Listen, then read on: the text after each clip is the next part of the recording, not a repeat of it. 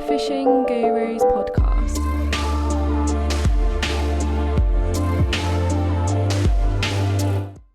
Darren, you've just returned from one of your favourite venues, Tamar Lakes, in Cornwall/Devon. Yeah, depends what side of the lake you're on, doesn't it? Wow! What were you doing down there and what were it like? We were on the Graham West new festival, Westfest. It was a great few days, 4 days. But we started off, basically, we were on Feeder Masters on the Sunday. That's a lovely week away, isn't it? Just? So what you got to do, you got to go for a practice on the Saturday, haven't you? So we went on Saturday morning, had a nice time. Big sci-fi myself went. Great. We had a lovely time. It's relaxing in the evening, but it's absolutely manic fishing because you're just getting a bite of chuck. Where's Tamar come from? Because it never used to really be on the map, and all of a sudden, and you described it to me as this earlier, it's literally the most prolific silverfish natural venue in the UK, innit? Amazing. If you want to go to Ireland for the day and you live in this country, in the mainland, go there because it's just like going to Ireland. It's brilliant. It's like a little Paradise in Cornwall/Devon. It's a beautiful place. It really is. And like you say, where's it come from? It's just emerged, but it's been a really good kept secret over quite a few years. People like Simon Pointer have been running matches down there for quite a few years, but I've got to say he's probably one of the ones that's put it on the map. And then all of a sudden you've got Feeder Masters on there, so everybody wants a go at it, don't they? And how did you do? I had a good week, actually. I had a really good week. I had £125 of skin bobs. That's some fishing, Tobe, that. In 4 days. It was brilliant. Absolutely brilliant. And I only came 8th. Wow. Yeah. But don't get me wrong, it was fantastic. Caught loads of fish. Every time you go, you think you can catch £5 or £10 more. You leave that venue every day thinking, oh, I've left £10 in there. I think we should just base this podcast, now you've mentioned it then, around how to fish Tamar, because I'm in the Feeder Masters final there in October. Little rascal. Come on, give me 3 tips while we're live on air about Tamar. What will help me do well? 3 tips, but just do what you do. Do what you do. Be active. Think like a fish and try and understand what they're doing. That's tip 1. Yeah. Make sure you got plenty of casters with you. Right, like a few shells. Tip 2. And make sure you got plenty of selections of feeders. So I think that's quite important. What, changing it up quite a lot? Changing it up. Why would you... Changing it up. Sorry, why would you have a selection of feeders? What's that going to offer? What's it going to offer? Well, Tobe, the best way to describe it is if you were pole fishing... Yeah. As top match anglers, we wouldn't have just one rig. Okay. Now, you need several rigs, several rods to cover several distances when you're feeder fishing. But you also need different presentation on those different lines. Right, so okay. say you're fishing at 20 metres, 30 metres, 50 metres. There's permutations on those lines that give you different presentation. And fish get used to the presentation. I believe that these skimmers at Tamar, most of the time they live off the bottom. They don't really want to be on the bottom. It's a beautiful lake. It's like there's a lot of wind on it, a lot of oxygen. They've got bubblers there that are on all the time. The water quality is fantastic. So these fish are strong, moving about. They're looking for food, but they're probably swimming a lot. Not necessarily mid-water, but certainly 2/3 down or 1/3 off the bottom sort of thing. So you've got to draw them down. So you've got to present it a different way. If you keep dropping a feeder in the same time, saying these fish are seeing the same thing day in, day out, every minute, because you're casting a lot and you're trying to induce fish into your swim, then it's just about tricking them. Just about making them work for it. Yeah, mixing keeping it fresh. Oh, and that's often what fishing is about. And like Matt will be going on World Champs and he might have 5 or 6 rigs just for the same line. He might have 10 rigs for the same line. It's true, isn't it? Yeah, definitely. Wow. It's almost like they wise up to a certain thing. It's a bit like when we went fishing, Tobe. Remember I said you'll catch 3 or 4 and then you'll have to go a metre or 2 further. Left and right. Yeah, so I've just started to figure out in my own fishing now. It's like, well, you said it perfectly. Fish have fins, remember that? Yeah. Which is so true. Absolutely. Are you going to qualify for Feeder Masters this year, Darren? I'm trying, honestly. Is that the one you want to be in? Of course it is. You know that. Yeah. It's my passion at the moment. I love it. I love all kinds of fishing, and probably come on to it a bit later. But I really do love to mix fishing up. But I get a bit obsessed with certain types of fishing, and I want to do it right and get it right, and I'm obsessed with Feeder Masters. I made a mistake. I won it the first time I entered it and loved it, and I can't not be in the final. I just want to be in the final. Especially with it being at Tamar. But the quality, yeah, exactly at Tamar, but the quality of field, it's, Feeder Masters field, the anglers are getting better, there's more anglers coming into it, and it's just tough to get in. I missed out when I was next to you, didn't I? Literally ounces, 13 wasn't it? ounces, yeah. Dente got in, didn't he? He Beat did. us both. Fair play. There you go. He's got in again. He's been in, hasn't he? He's a good lad. So many good anglers. Well, but I'm trying. I had to sneak that one up there before you. Oh, yeah. Yeah, there you go. That's nice. He's loaded as well, Tobe. Check for 12 grand, first 5 minutes of podcast. Yeah, that's not bad, is You it? can take us for a pint after this, I reckon. I've already We'll have to told hold you you I've up to got a that. wife and 2 kids. Oh, right. And I don't know which is more expensive, but they all are. Well, I'm sure you will qualify, and we'll be seeing you at Tamar end of September. I But hope so. later on in this podcast, we'll talk more about the picture that's on the screen. I want to know exactly how you won it. But in the meantime, welcome to the Fishing Gurus podcast. It's pleasure, mate. Episode Absolute pleasure. 10. Wow. We're in double figures Double now, figures. Tobe. Did you think we'd make it that far, Matt? Nah, I thought that we'd get sacked by them, mate. They're fantastic. I've listened to 8 out of the 10 I think I've listened to already. I go for a walk, I put on my earpods, and I go for a walk for an hour or so. And I listen to them over like 2 or 3 days. It's fantastic. Yeah. Really enjoy it. It's good stuff. And I've learned loads from these as well, Brilliant to hear. Little things I thought, things that Will Raisin said. Listen to Runes and lots of different, even Mikey Williams, there's loads of really good people already been on it. It's fantastic, honestly. It's a great Well, thing. it's nice to meet our one listener, isn't it? Yeah, of course it is. Yeah. Yeah, Well, it's we've run out of good ones now, so we've got you on, mate. Is that all Yeah, right? that's fine. That's fine. I was waiting for the call, but I didn't think I'd get it that early. Have you looked through the comments on YouTube? There's a lot of people been going, when are you getting Coxie on? Get Darren. No. There's of loads. comments. Oh, it's Loads. good to hear. Honestly, Thank you. it's an absolute great. pleasure to have you on, mate. I want to kick off because I didn't know this till I did a bit of research, to be honest. You're a northerner at heart, aren't you? I'm a northerner, heart, soul, everything, mate. Tell Absolutely. me a bit about this. Well, yeah. I grew up in West Yorkshire. Lived in Wetherby, which is right on the A1. It's in between the triangle of basically Leeds, Harrogate, and York. It's where all the best beers brewed near Tadcaster. I moved to Boston Spa when I was 11. Boston Spa was the best fishing pretty much in Yorkshire at that time, so it was fantastic. Love the fishing up there, really enjoyed it. But it's just the Yorkshireman, and I'm always a Yorkshireman, I'm a Leeds fan, just like Tommy and many other good lads. And I go up regularly, get my passport stamped and come back down to Warwickshire, which I do love as well, to be fair. Have you still got some family up there then, Darren? Yeah, pretty much all my family's up there. My parents and Julie's parents, basically my parents live in Boston Spa. Julie, my wife's parents, live in Doncaster, Barnsley way.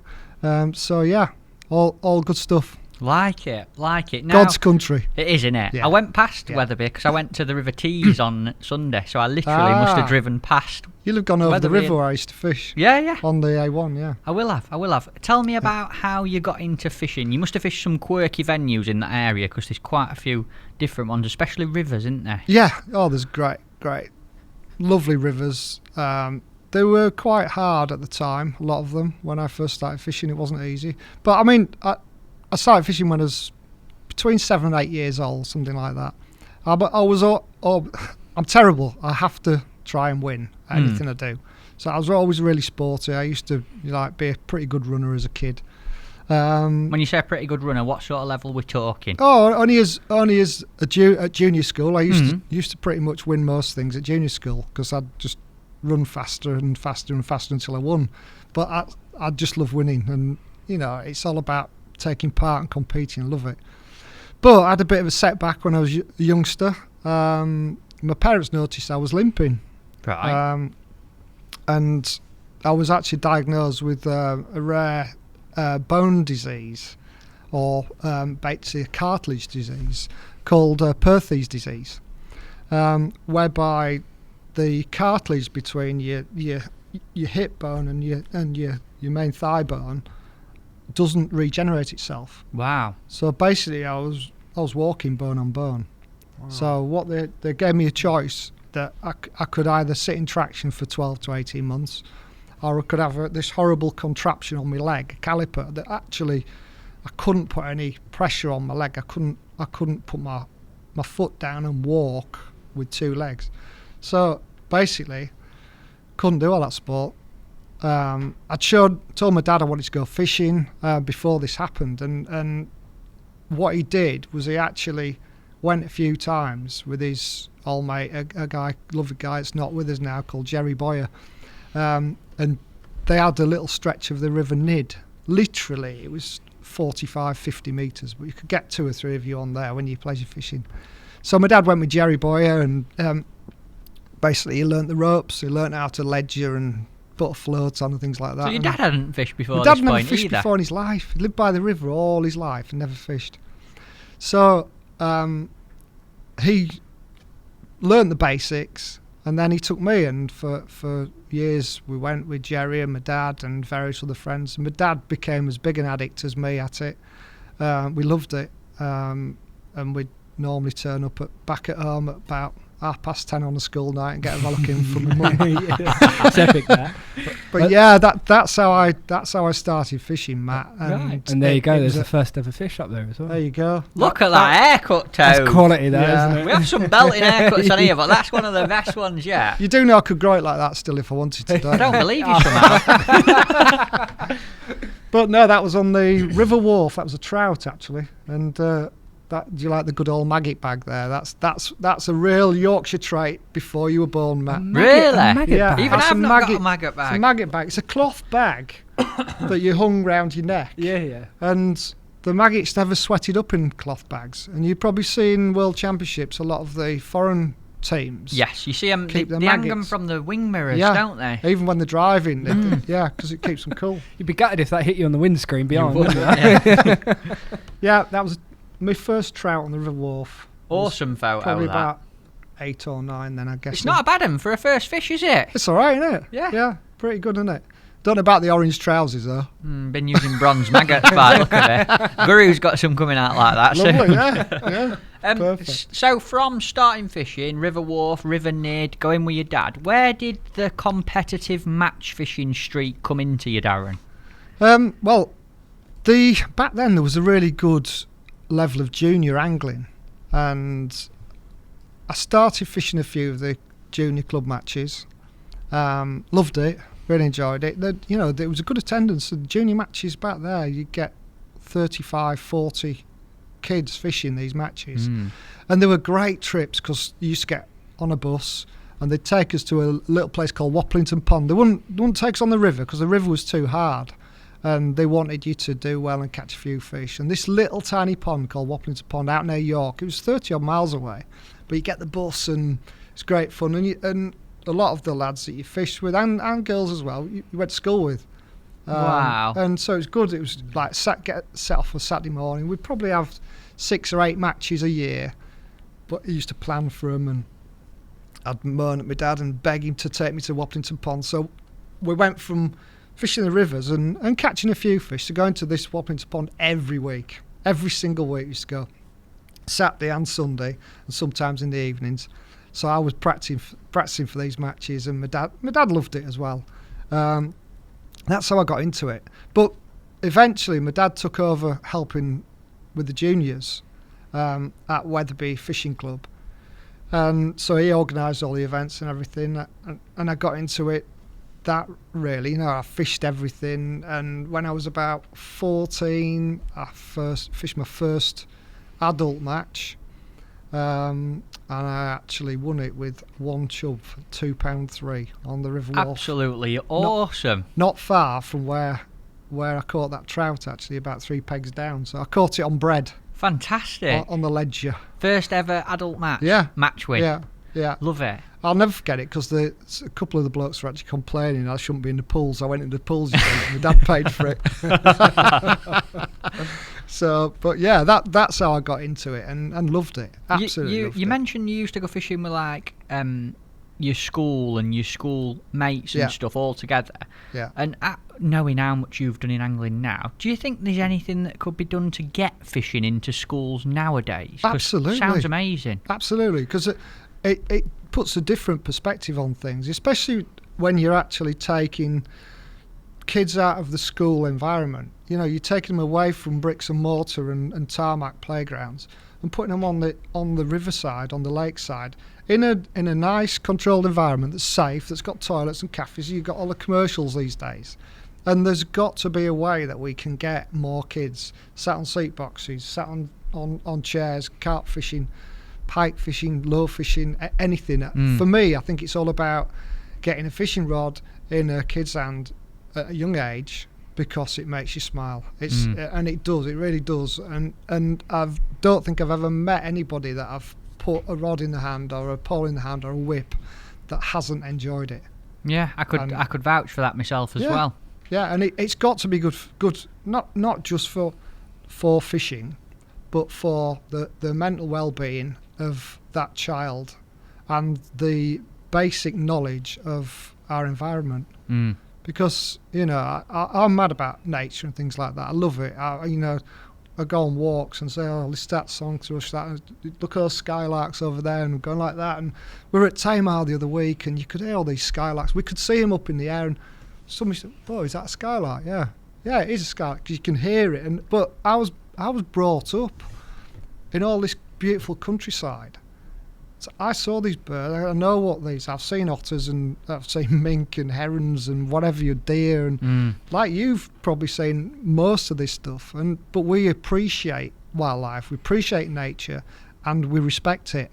And that's a massive trait in your life, to understand nature and respect it. In my book, I'd love to be able to get something into schools. It's a little itch that I've got personally, and I know that Damo and Wendy, obviously at Cordy, talk about it a lot, but I'd love for there to be some sort of syllabus or angling part in schools nowadays. I really, really would love to do that. Yeah. But moving on, obviously, started match fishing. Won your first adult match with a spawny chub on bread by the sounds of it. Took some money off some men. How did you get even more serious? Because I know you ended up fishing for Starlets, which is a Midlands team. So where did the next part of your life move on to for you to end up from Wetherby down to the Midlands? Well, basically what happened was, because my dad was running the junior club, we moved to Boston Spa. Boston Spa was another local club. My dad continued fishing and looking after the Wetherby juniors. But we got to know the Boston juniors much better, and they'd set up what they call a Lower Wharf Challenge. So it was Wetherby, Boston Spa and Tadcaster Club. They had challenge matches, so year one you all go to Wetherby on the river, or you go to the pool. Year two you go to Boston Spa and then to Tadcaster and rotate it. And so we got to know, and we actually formed in the end a Lower Wharf junior national squad, so that we had a pool of 3 clubs of anglers and picked the best anglers out of there. And I only fished for them for 1 year, because I was getting to that stage where I got poached by Leeds Anglers Club. Right. Yeah.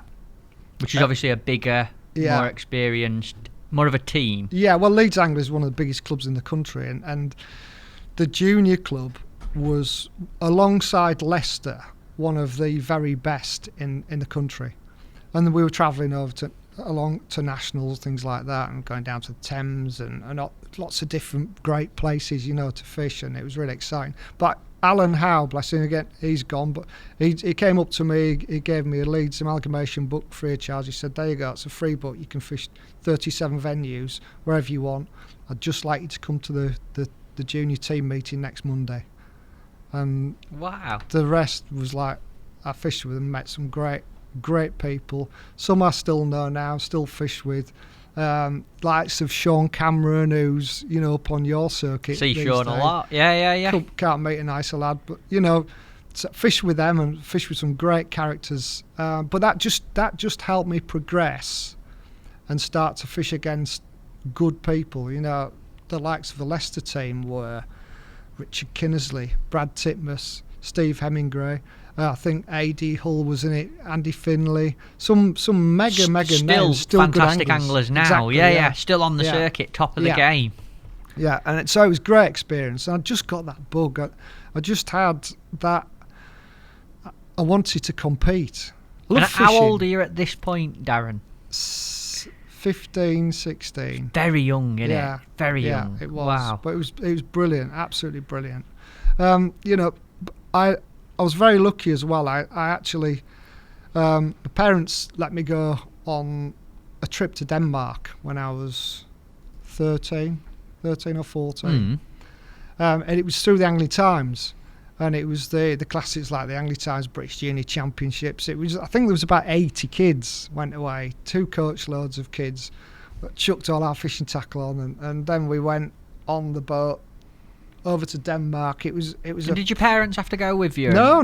Never. It was run by Angling Times, and they had like enough people out there to look after this party of kids. But I remember Percy Anderson being one of the guys that went, and Percy was basically a proper legend there. He was a proper big bream angler, Percy, on the River Cam and places like that. Right. And you had the editor of Angling Times, and lots of people went. But it was on the River Skjern, and I'd sort of read about this fishing in Denmark, and because they used to have the AMC Woodbine Challenge on, and I was too young to fish all these matches then, because they were big, serious matches, a bit same way as sort of Fishermania is revered now. It's a similar sort of kudos, because there weren't massive events then. You had the national, that was about it. You had the regional championships, but then you had these individual events that like cigarette sponsored or beer sponsored, and when all that kind of sponsorship ended, a lot of this big money ended with it. But I had this opportunity to go out to this fantastic River Skjern, which was full of dace and roach. I thought, that suits me. River Wharf and Nids are full of dace and things like that, so I thought I'd like that. But I didn't do any good that year, and I went back the next year and I won it. Wow, And it was, fantastic. it was absolutely fantastic. Is that where this picture comes That's from? it, yeah. That's not actually the River Skjern, though. We were supposed to fish the River Skjern, and it was flooded. Right. So that it was fishable, but it looked rough. Especially for a junior yeah, event. Exactly. So what they said was to put the match on there, and I think I'd £23.15 of Waggler caught. Well, it looks, for anyone who's listening, there's a picture of Darren. He's got a tartan weird cap on, still got hair, believe it or believe it not, Angling Times jacket, and an awesome net. Are they roach, Darren, them? Mainly roach, yeah. Looks Yeah. awesome Few fishing. rods and a few Big old net, that, isn't it? Yeah, It is, it is. isn't it? Yeah. Lovely. But it was good fishing. I mean, that was before. We didn't even take poles with us, Matt. Never had a pole? No, because we thought we were fishing the river, and the river was a raging torrent. You fish it with topper floats and big balsas and things like that. 5BB down, literally 18 inches from the hook, baller chuck, catching these roach and dace, and it was great fishing and lovely fishing. But you didn't expect to use a pole, so the flood came and we were on this canal. I did take some wagglers with me. So I fished a little waggler on the far bank, and it was literally only about 14 metres, 13 metres. Amazing. Spraying maggots over there rather than chucking balls of ground bait. I put a bit of ground bait in the start, but it was good. It was really good. And you're fishing. 13 at the time? I was 13. 15 then. Yeah. You sound like you're talking with you had a lot of experience at a very young age from what you're telling me here. I did. It's the impression I get. I did, because I was given the opportunity by my parents, and that was so important. It's something I've tried to instill in my 2 children who are now adults, who are very successful in their sports. So, you've got to give them time, and my parents gave me so much time and opportunity. My dad had. I remember looking in the Angling Times, and there was this Leeds and Liverpool Canal Championships in Blackburn, right? So we lived in Boston Spa, or Wetherby at the time, probably, I don't know. But I said to my dad, there's a junior match there, can you take me there? He said, it's an hour and a half away. He said, yeah, I'll take you. And he took me, and again, I'd never seen the canal before, I didn't know how to use bloodworm, but a guy from Leeds, George Longdon, I'd heard I could get it from him, so we phoned him. We had to find his house, and we picked up this bloodworm and joker up at his house and took it away. And I'm thinking, and there's no YouTube how to do it there. But back in the day, then you just thought, well, I'll read this, I'll read that, and put 2 and 2 together and get like 3.5. And it was so all my mix was wrong and everything. But I caught some fish. I didn't come in the top 2, but I think I got a prize, and I was probably about 6th or 7th. And I loved it. It was great. Magnificent. But again, it was all about the experience, and all my junior career, I fished on the rivers, and I remember fishing in the school holidays. I fished every single day of the school holidays, Monday to Sunday, every single day.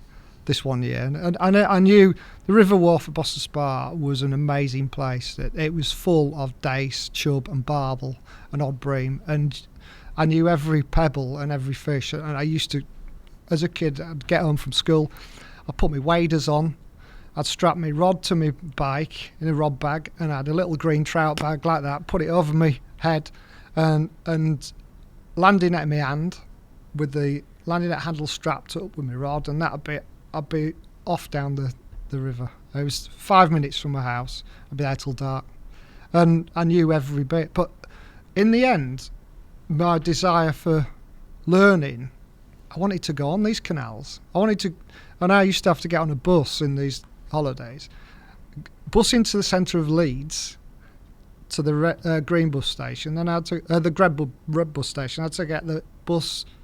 Walk to the green bus station and get a bus out, and I'd go out to Rodley and Bingley and Eschol and all the sort of woolen industry part of the canal. And me and my mate Eddie, and we go and just explore everywhere. We didn't know where we were going. We just walked for miles and just learning loads of things about how to canal fish. It's when poles were just about starting to come out, and I nagged mum and dad when we were on a holiday in Lloret de Mar.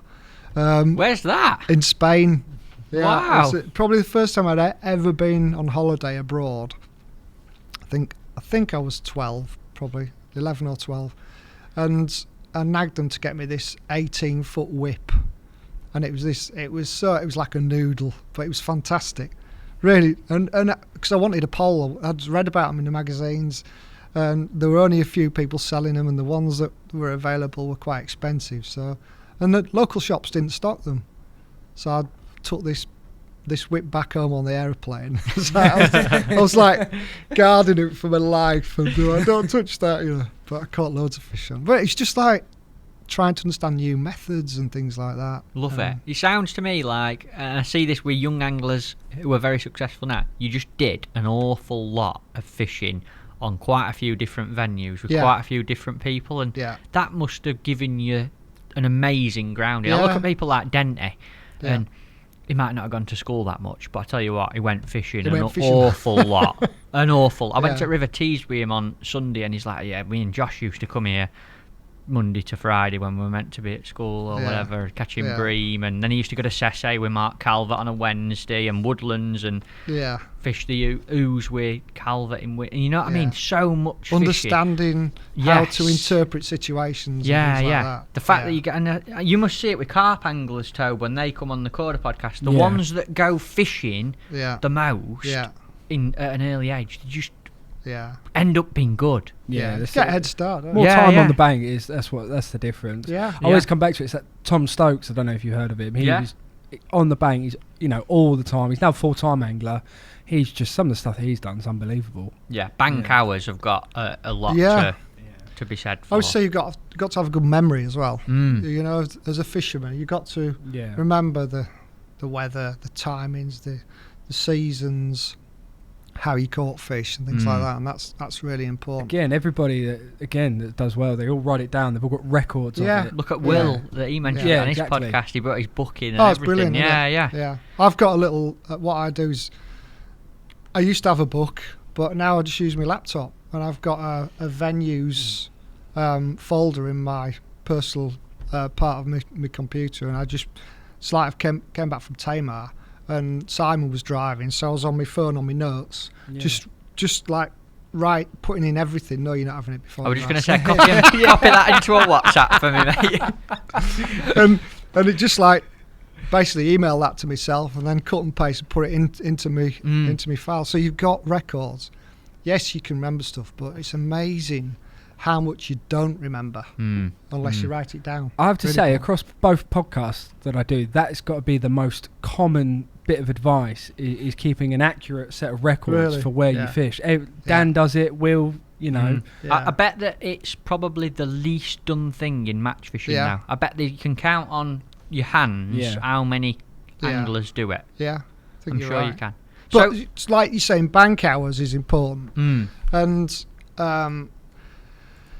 in the summer holidays, as I sort of got to sixth form age and things like that, I teamed up with a guy called Tom Gawes, and he was a couple of years older than me. He just started in the police force. He had his own car, so he was great. He towed me around everywhere, which was brilliant, because obviously my dad was working. And so Tom used to just like, it'd be, I'm off today, so we'll go such and such. But we had one guy who was very, very good in our circle of fishing. He fished at Boston Spa in the open matches and things like that. A guy called Howard Robson. Fished for England, great friends with Kevin and Benny Ashurst, and like we were gobsmacked when we were at a national, and Benny and Kevin came over and actually spoke to Howard, like, get your autograph was thinking, book like, out. He really was fishing for England. He really does know them, and it's like, and I'll never forget, both Kevin and Benny gave us such a lot of time. And just gobsmacked, because they were legends. We'd only ever seen them in Angling Times. It was brilliant. But Howard was great. He was a teacher, Howard. So he had all summer off like we did, and we'd be deciding where we're going to go. And he said, right, we're going to the River Witham today. And we'd go, well, where is it? Well, just follow me. It's one of those, and we'd be off. And it was proper adventures, go to this river that you'd never seen before. You heard about it, and he'd say, right, how are we going to fish it? Right, what you want to do is we're going to catch some eels on the pole, or we're going to catch some bream. And he'd always tell us what to do, and then he'd do something completely different. So we'd be out round him, and he was really unconventional with his fishing. But everything he did had a purpose. And he taught us lots of lessons, the hard way and the easy way. So he'd tell us what to do. Other times he'd just give us the right pasting and say, right, I'll show you what I did and why I did it now. So it would sink in, and I'll never forget something that sort of epitomises fishing to me. We were on Newark Dyke, right in the centre of Newark, and we'd been catching all these, these pommies and some nice roach and things like that.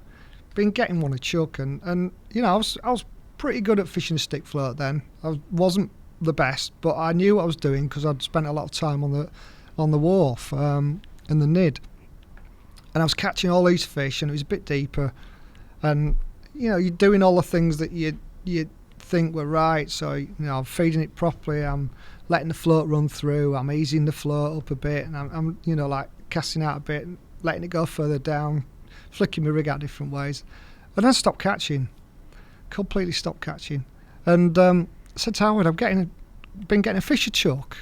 I cannot get a bite. I said, what's gone wrong? He said, have you tried moving 3 of your shot right down and put them onto your hook length within 3 inches of your hook, like spaced out? I said, no, I haven't. He said, try it. So I did it. I faffed about. I had to take the shot off and chuck this stick float out. Caught 6 fish in 6 chucks. I said, why does that work then? What? I don't understand. He said, they've probably not seen it like that before. And he was like, and it's one of those that, the penny dropped with me. Bit like changing the feeder that you talked about at the very start. Yeah. Exactly. But I'd not got it by then, but that was, sort of the penny had dropped, and I thought, yeah, here we go. We know now what we need to do. And it's those kind of lessons from people like that, good anglers who can actually convey the message in the right way. That was golden for me and for Tom. Tom Gawsden still fishes, still a very good angler, fishes the Aaron Calder and Pollington round there quite a lot.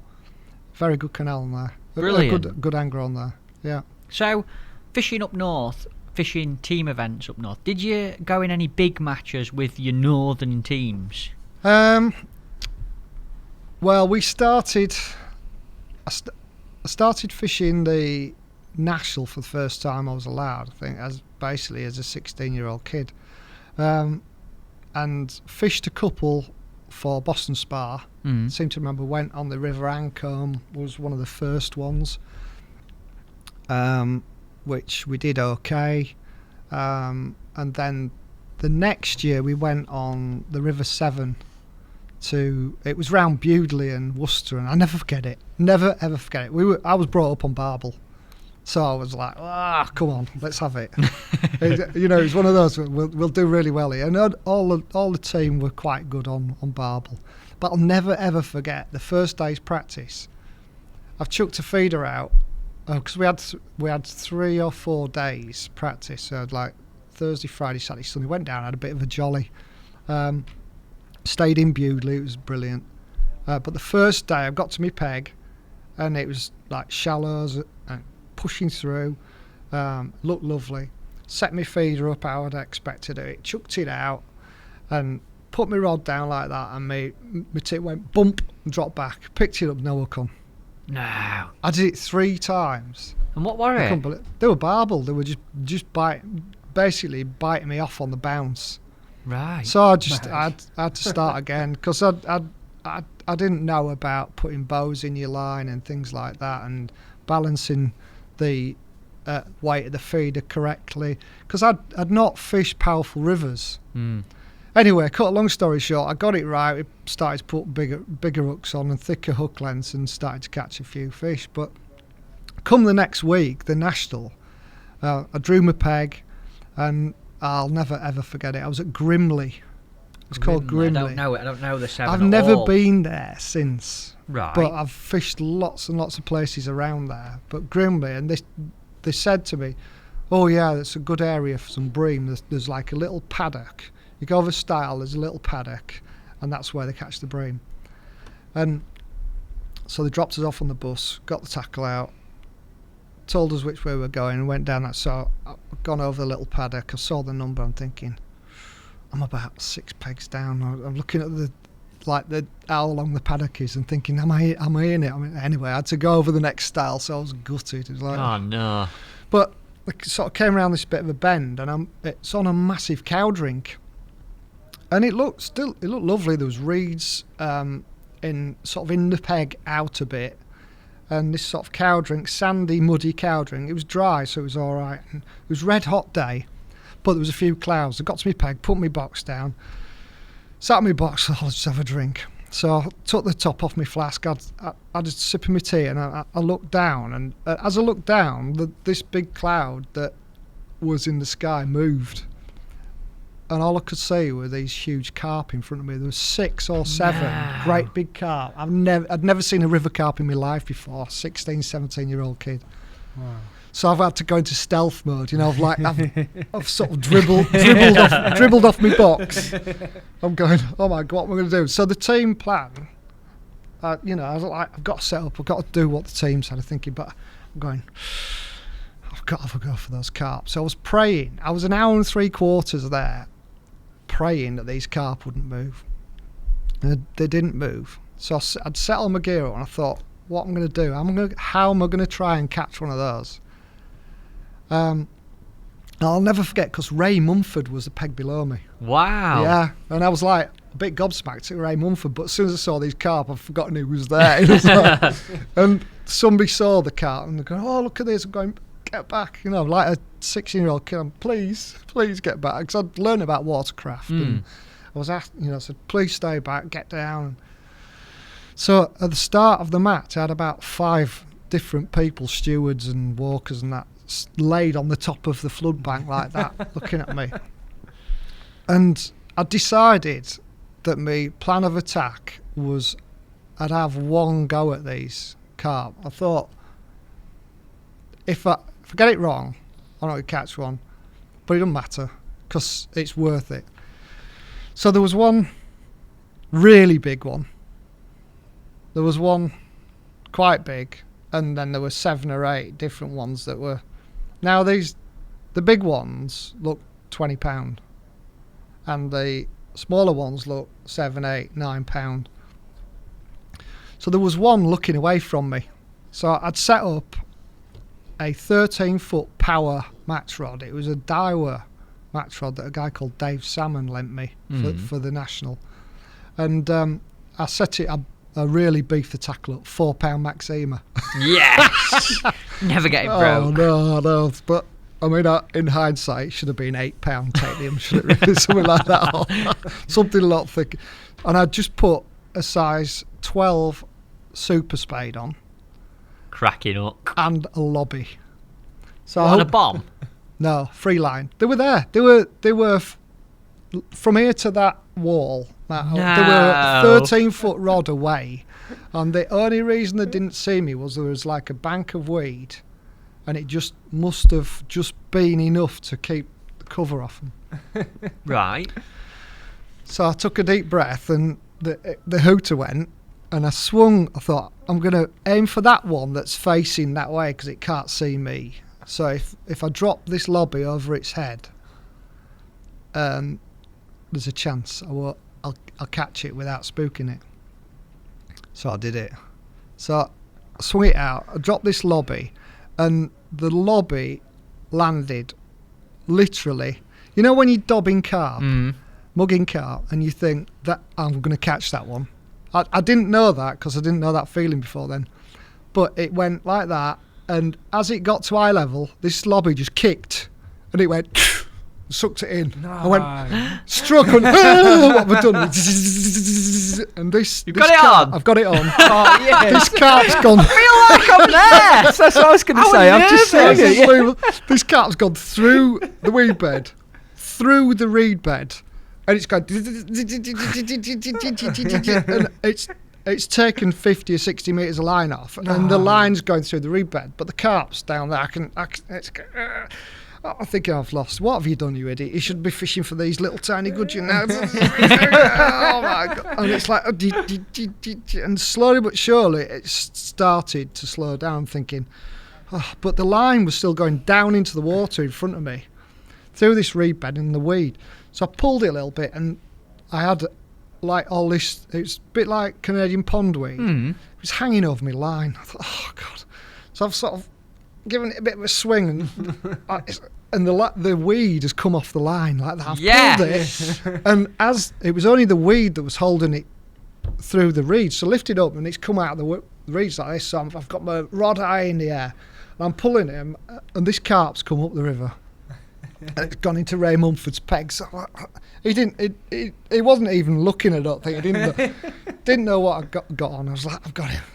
Well, were the people still behind you? Yeah, at this point? People still behind me, and I'm like, and it's. So I've got this carp to me, and I've got a big deck because we were hoping for barbel, and I've got it close to me. I thought, come on, and it was where I was stood and where I was going to net it was shallow. So I had to get it to me like this, and I thought, got me now. I've got it. Yeah. I was like, oh my God, and it went in the net. It went. I thought it was going to swim out the net and break the net. It's the biggest fish I'd ever caught. It was massive, absolutely massive. They all said it's £20. That is £20, and I didn't have a clue. It's the biggest fish I'd ever seen, never mind caught. So I put it in my keep net. How did you feel when that went in net at that age? Can you remember it? I feel like I just watched that bite from start to finish. I'll tell you how I felt.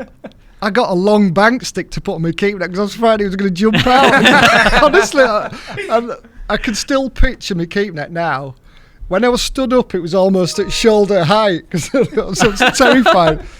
But the funniest thing one of the funniest things of the day was I put it in the net and I went, what am I going to do now? What am I going to do? It's like, well, I might as well fish the team plan. So I got my my hemp and castor feeder out, put 3 red maggots on 14 Super Spade, cast it out to the far bank, put the rod down and went ding, come back, so that was a bite. Maggot smashed to bits. Put another 3 on, chucked out, ding, drop back, chub £2, next chub £2. I had 9 chub and a bream and a carp. Never. What a national. That was amazing. But the 2 things that I regret. The first thing was I had 2 blokes come on the jetty opposite me, started fishing with 2 hours to go, never had another bite. which I was gutted about. I wasn't strong enough character then to say, excuse me lads, we're fishing national, could you just give me an hour? And which you'd do now. I would do anyway in such an important match like that, a team match. And the other thing was, didn't have big enough scales to weigh me carp. Never. Yeah, the scales would only go to, I think, £12, and they just bottomed. So they put 2 scales back to back and weighed it and said that's the only way I can do it. Nowadays, I would say, no, you go get some scales and weigh it properly. Leave it in the net. Yeah, leave it in the net. Go get some scales. But they put 2 back to back. And anyway, they came to the conclusion that this carp weighed 13, 12. And how big did you think it was? Well, I thought it was £20, but I'd never caught one that big before in my life, so it looked huge. But everybody behind me said that fish is £20. So basically, they called me into the steward's office afterwards and said, basically, this is how we've done it. We've regulated the scales. This is how it should be. So that's what we can only give you. But I came second in the national, and a guy called Sam Carr beat me. I had 31.15. He beat me by £1.7 No. So, and the thing that was gutted as a young kid like that, the winner got an AS1 Team England box, and I'd been saving up for one. It took me another 2 years to get one. No, mate, I feel a little bit sick after hearing that. If I'm honest. What a first national though. What it a was. First national and to fish. One of the best things was I won a load of money off Billy Knott. Did you really? That was brilliant. Cracking. Great. So no, that was a great story. Sorry to digress a bit, but that's where I was. Brilliant story. I loved it. Yeah. Absolutely loved it. As a kid, as a young match fisherman, it was just an amazing experience. And I fished with Boston Spar probably one more time. It might have been my last one actually. I can't remember, but I then got asked to fish for Leeds Tetley, or Leeds Shimano as it was then, and I fished with them for a couple of years. Had some great times. We had a few nationals. I came third on the Thames National. Right. I drew a right flyer that day, absolute flyer. Where I can't remember the name of the place, but when I got to my peg, there was a bloke there sat on a deck chair saying, "I've come to watch whoever's fishing this peg because it's full of chub." That's always nice, isn't it, on a national? Yeah, I didn't catch many, but I think I had £18. They were great big ones. But big weights in nationals for your first couple of nationals, Darren, aren't they? Yeah. My first 3 or 4 nationals, I dropped 5 or 6 points. Incredible results. And it was like I was you can't do that. It's not just you can't just say it's skill. You got to have so much luck in a national to, when they're like 50, 60 peg nationals or 70, I think they were then. But you've got to have a lot of luck, but you've also got to take a chance, haven't you? Of course you have. You still got to catch them. Yeah. So I fished with them for a while. We won the Avon Team Champs, which was really good, which is where I live now. That was all around Evesham and at Bidford and places like that. Loved that, really enjoyed it. I had my first taste of the River Avon, and now I run a few stretches of it myself and love it, absolutely love it. So, and then I was asked to help form Leeds Anglers World, which was a new team, myself and Tom Gorsden, but I felt as if couldn't leave Leeds straight away. It sounds daft, but they bought me a brand new Halcon Hunt suit, and I'm quite a loyal person. I like the people, but I really did want to set this team up because we'd sort of planned it. But I didn't, for the first year I didn't fish with them. They won the Division 5 National, got on the with them and got promoted. And the second year I joined them, and we flew straight up into Division 1. We won another national on the Gloucester Canal on the way. And it's fantastic. Great times with Leeds Anglers World lads. Who used to fish in that team? Anyone we'd know, Darren? Yeah, Stan Haig. Yeah. Dave Thomas, world champion. World champ. Yeah. Lots of good anglers. Mick Glover, Chris Burton, Timmy Harrison. It's Chris Burton's Budgie's dad, Budgie's dad, yeah. I see him in tackle shop sometimes. He taught me a lot Chris, a heck of a lot. He's got to be in not just in my opinion, but in many top river anglers' opinions, probably one of the 3 best stick float roach anglers. Roach were his forte. He was. I'm sure he had a roach's brain. He still catches them now on ooze and stuff. He's unbelievable. And air and incredible. Really technically brilliant angler. Really is. And Budgie, his lad Paul, he's just taken on the mantle, hasn't he? So he's a great angler. Dead natural. Yeah. Brilliant angler. Exactly. Yeah. So that was great times with Leeds Anglers World. But at that time I was sort of at Polytechnic. So that was getting in the way. I had to do my best with that. I was fishing as much as I could.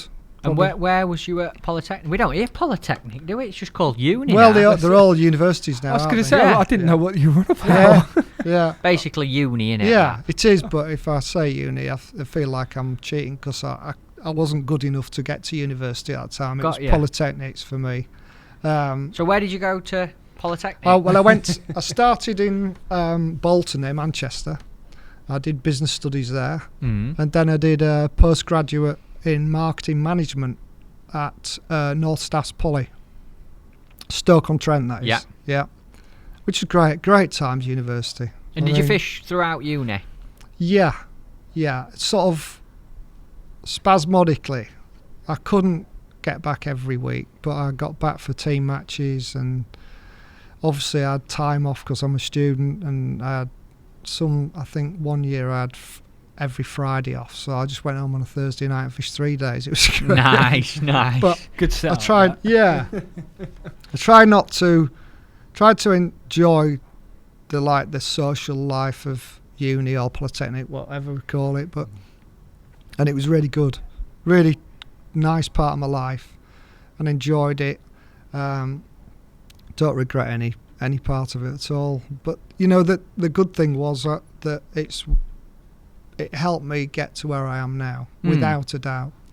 And it's like a quirk of fate, really.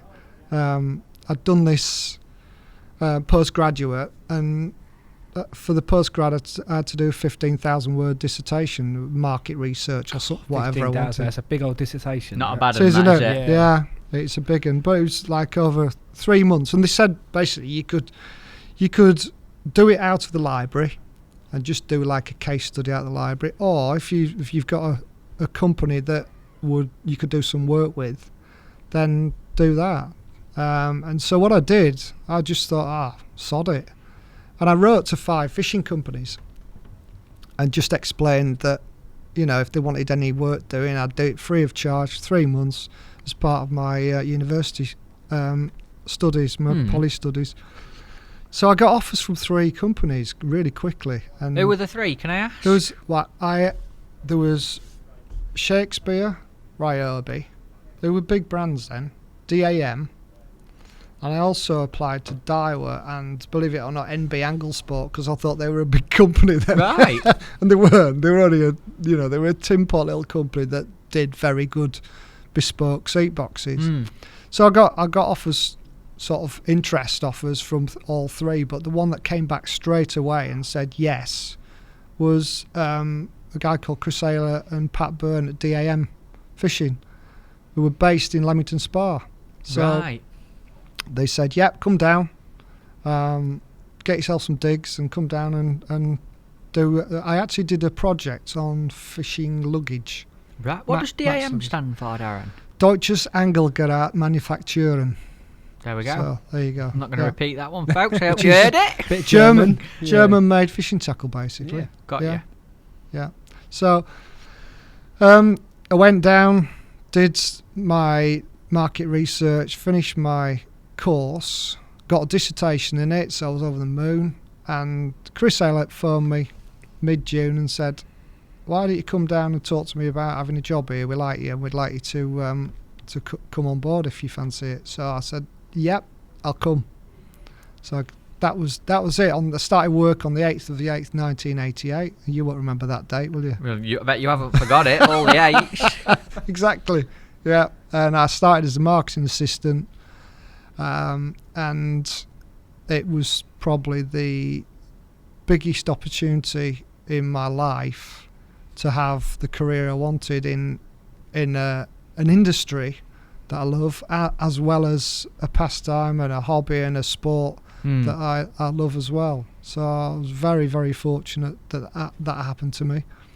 I'm just glad I sent those letters out. I was just going to say, like, a lot of people ask me, and I'm sure you must get it, how do you end up working in fishing? You've got the best job ever, you're working something you love, but it actually comes down to having the initiative and nuts to go, I'm going to write to some companies, I'm going to ask them if they want me to do some work for them. You know, if you hadn't written them letters, you wouldn't be working for DAM and where you are now. If you don't ask, you don't get. Exactly.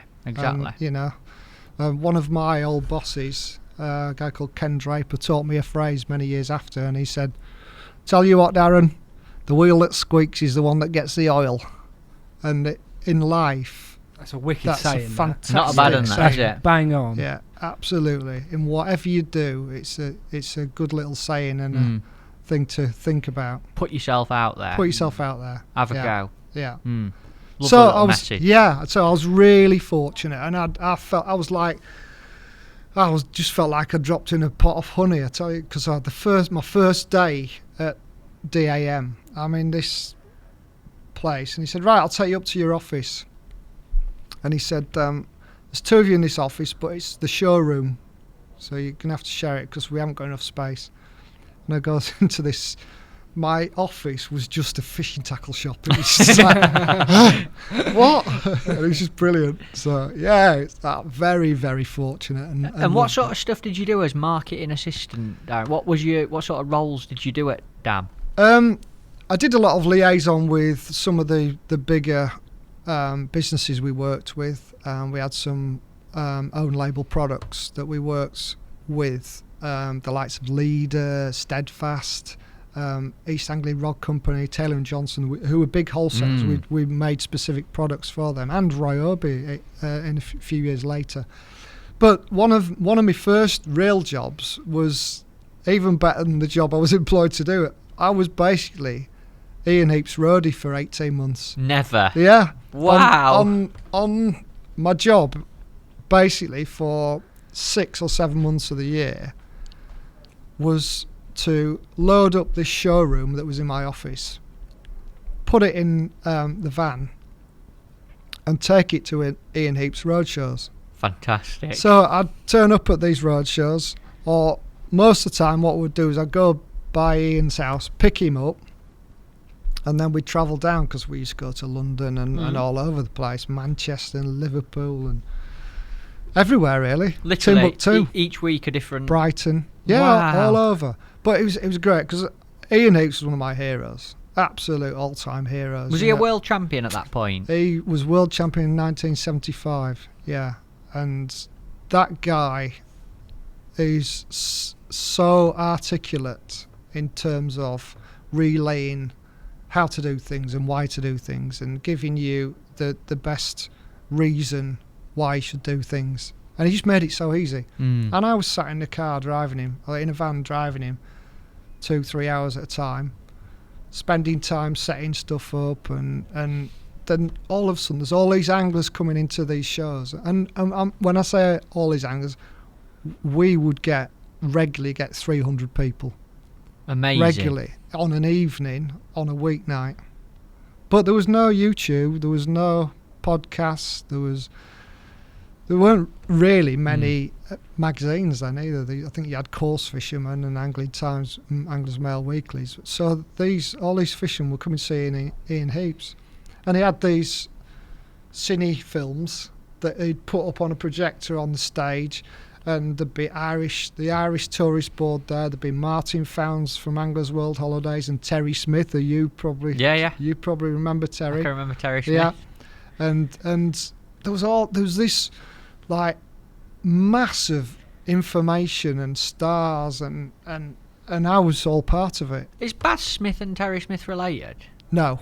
Because they both used to do Anglers World stuff, didn't they? Yeah. And I used to think, I wonder if Terry's Baz's dad, or... I don't know. I didn't know if they were or not. I don't think they are related. Right, no. right. but two great characters. Yeah. And when you're saying this now, I remember as a kid gonna work in men's clubs with my dad and granddad, and you could buy the Anglers World videos, book your holiday. It was Nuddy who were always on then, but I'm reliving it a bit now, listening to you. I did that as a kid. I went to Leeds Anglers Club and watched Ian Heaps and watched people like that. And you're setting his show up for him I'm now. there, living it. Getting paid for it. Yes. I mean, it's fantastic. And all this time I was, all this great information, and I was a sponge. I was taking everything in, and I was asking all these questions. And Ian would tell these tales about how he won the World Championships, and he'd do, Census were there as well, so he'd do demonstrations on how to mix ground bait and why to mix this, and you'd have questions from the audience, and everyone would be asking him, and I'm getting all this information, I'm getting all this tech, everything coming at me, and it was just fantastic. And I was so lucky to go week in, week out round there, and we used to go. Sometimes we'd go and stay over because it's a long way. Get up the next morning after a few beers and a few good chats or a Chinese or something, and talking about fishing all the time. Get up the next morning, and the local lads have organised a few hours fishing for us. So we'd sit on their boxes and go fish, and Ian would do a little demo, and you'll just learn so much. Tell me, what was Ian like as a character? What was he like at that point, after he'd, 5-10 years after he's been world champion, still in his absolute prime? What were he like? What were his fishing like? How did he used to fish? Ian was very meticulous. Very, very meticulous in the way he fished, and he knew what he wanted to do and how he did it. And he used to talk about world championships, things like that. And you could see how he won, because he just knew what to do. And his forte was slider fishing, but he was an amazing pole angler as well. At that time I was travelling, Decoy and Biggin Lakes had just been built, and Ian lived over that way, over past Northampton way. And he just was so tuned in to carp fishing, commercial carp fishing, before everybody else, and he was using 3 gallons of maggots and things like that, and feeding what he called a pinch of 20 maggots all the time, and he'd get through 3 gallons, and he'd just draw all the fish in, and you're just learning so much about it. And that's Ian all over. He's talking about using little tiny dibbers and light floats and fishing shallow and things like that. It's not far off what we do now for F1s and what Andy Bennett does now. And is it? Right. And how many years ago is this? 30 years ago, 32 years ago. And it's not far off it, is it? Yeah. No, not at all. No. Wow. So yeah, I had some great trips. I had some fun trips with Ian as well. I'll never forget it. I was staying at his house one day because we were going to they ran some really good bloodworm matches on the Fosdyke. Know it well, yeah. And because I lived in Warwick, Ian said, "Oh, come to me. You're a bit closer." So I went to stay at his house, and I went and no, I didn't pick him up. That's right, because a guy called Mick Hill was driving us there in his van. He used to be the local bloodworm guy. So we had the best bloodworm and everything, but I'll never forget it. We were, the Pike Inn, is it still there? Pike House, is it still there? Yeah? The car park and everything's still there, yeah. We used to draw at the Pike House. Yeah. And we went back afterwards, didn't catch much, but I did okay, and went back into the pub afterwards, and there's Kevin Ashurst, Bob Nudd, Vinnie Smith, Mark Addy, Baz Smith. I can go on. There's like the who's who of angling, and obviously Ian at that time was a huge angling celebrity, and they were all in it together, and I got absolutely blathered because they could drink, and they were drinking, and we had a great laugh, a great night. But 2 things I'll never forget. Ian's wife, Margaret, I'd never argue with her.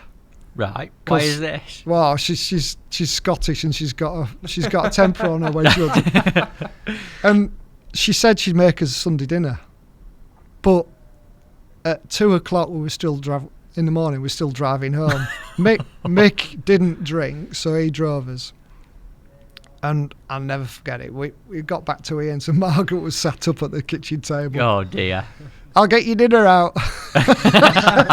So she sat there and made us eat the dinner. Oh, brilliant. That was it. It was like that. But I ate it. I ate every bit of it. Good work, that. But it was so funny. Brilliant. But that was great times for me with Ian and that. And I learnt so much. He taught me lots of things, especially ground bait fishing and stuff like that. Helped me a lot. What was the? Can you pick one piece of advice that Ian Eaps taught you that you still use nowadays a lot? Just mixing up, I think. I think he was the one that taught me about how to mix up properly, how to get water into ground bait and enough water into the ground bait to make the ground bait work how you needed it to work. Because I think a lot of the time people are frightened of putting too much water into ground bait. You put it in, you get a perfect mix, and you walk away from it, and an hour later when you're going to use it, it's not the mix that you wanted it to be. So putting enough water into it, mixing it earlier rather than later, and being able to rework it if necessary, really helped me in my ground bait fishing. Massively. Lot to it. Yeah. Well, from fishing internationally, when you put in different textures like limes and things and soils in, that was all new to me, and we were going on Foz Lake and places like that, and they were doing that then, and it was all good stuff. Ahead of the game, aren't they, really? Yeah, absolutely. Well ahead of the game. Yeah. So working with Ian Eaps at DAM, Darren, what happened next in the career? What were your next move in an amazing fishing career? Well, I spent about 6 years at DAM, but we lost the franchise for DAM. It was largely owned by the Germans, so we had a fight with the Germans. What, a proper fisticuff? Not a fisticuff, but we had a battle with them, proper battle. But in the end, they took the franchise offers. Got you. Chris Saylor, who owned the business, he'd had an inkling that he was going to lose it, so he'd been gathering brands, and we had some good brands. We had Milo, we had Garbolino, we had Duncan K, which was a cart brand, and we had Venga Swiss Army knives, Mustard, Rublex, Lures, all kinds of Flambeau, Zebco, all kinds of different brands. So we'd built up quite a good business, and we were one of the major suppliers to Argos in fishing tackle. Did a lot of business. So Leader came knocking to buy the business, and they actually bought the whole of the business. It was a nondescript name at the time. It was called Tackle Sales, because we were trying to let the brands speak for themselves. We didn't have DAM, so we'd changed the name, obviously. And it was Tackle Sales. They came and bought Tackle Sales, but part of the deal was that the key staff, I think 5 or 6 of us, went over to Leader. And it was quite a strange move, because Leader were the top brass then. They were probably one of the biggest companies in the marketplace. The business was a wholesale business. They were specialists at selling multi-brands, because they were going into tackle shops. The market was extremely buoyant then, and they're going into tackle shops with a 300-page catalogue and selling everything from fly fishing to beginners kits to match fishing and carp fishing. And it was an exciting time, really exciting time, for 2 reasons. First reason, I had the opportunity to buy into the business as a part of the shared ownership. Excuse me. And there was a few of us, Nick Young and a guy called Rob Wyatt, who were all the product managers, and then the directors themselves. We were given a fantastic opportunity, and I took it. And grasped it and really embraced the role I had at Leader, which was product manager, and I managed quite a few different products, and I actually brought quite a few products to the market and brands to the market. It was a really exciting time for me. When you say you were given an opportunity and you bought into it, you took it, were you in a healthy or wealthy position to do it, or was it a bit of a risk at the time? Did you know what you were going into? Do you know, Matt, I was really, me and my wife Jules were really fortunate. Her uncle sadly passed away, and he gave us some money. He left us some money, not a massive amount of money, but he gave us some money, and that money wasn't life changing, but it was very nice. And literally 3 weeks later, the directors basically took us to one side and said, look, would you like to get involved in and buy into the ownership? We were minor shareholders compared to the 4 key directors, but what turned out to be a minor investment was a very good investment in the end when the business was sold, because the business had grown massively, and it was at the time when businesses outside fishing were looking for new investments in new areas recreational wise, and the people that bought Leader paid a lot of money for it, and the profit to earnings ratio was very good. So Jules and I, with our investment, did very well. Brilliant. And it set us on our way financially as a family and helped a lot. But it was just a case of being there, the right person at the right time. But I also put shift in. We all put shift in at Leader to make that business work. And we cranked it up at the time, and it was doing a lot of business, and it was worth buying. And it was good times. And it was really good times because it was at the start of the specialist carp fishing revolution, and there was some really big brands, big players there. And I was actually managing the Fox business at Leader, so I got to understand a lot about carp fishing. It's when they were like the big boys on the bite alarm market, things like that. So I got to learn a lot about it, and I got to see and meet new people in the industry. But also I was managing Garbolino and MAP and Leader, so it was a great mix of business that I was managing, and it gave me a good grounding and rounding for understanding the marketplace. And what was also really good was when commercial carp fishing took off. When the, like I said to you before about Ian Heaps, when Biggin and Decoy were some of the first lakes, those moorlands was emerging, and woodlands and places like that. And we started.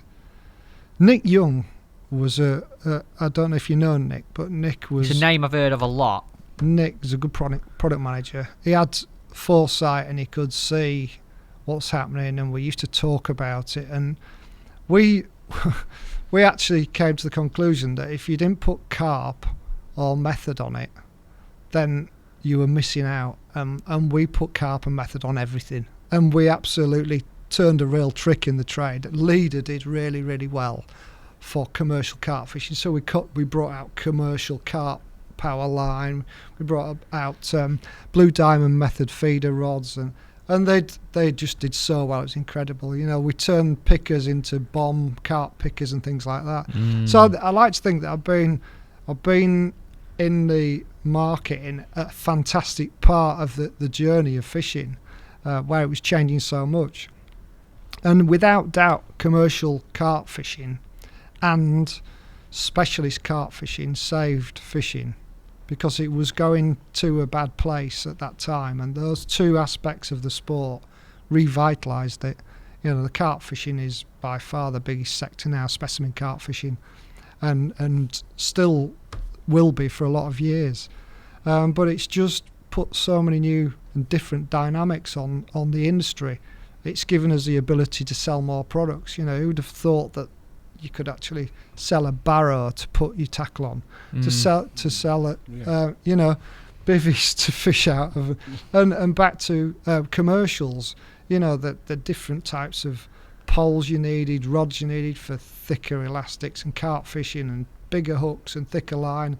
It put a whole new wall of accessories on, or several walls of accessories on tackle shops, and tackle shops had to grow.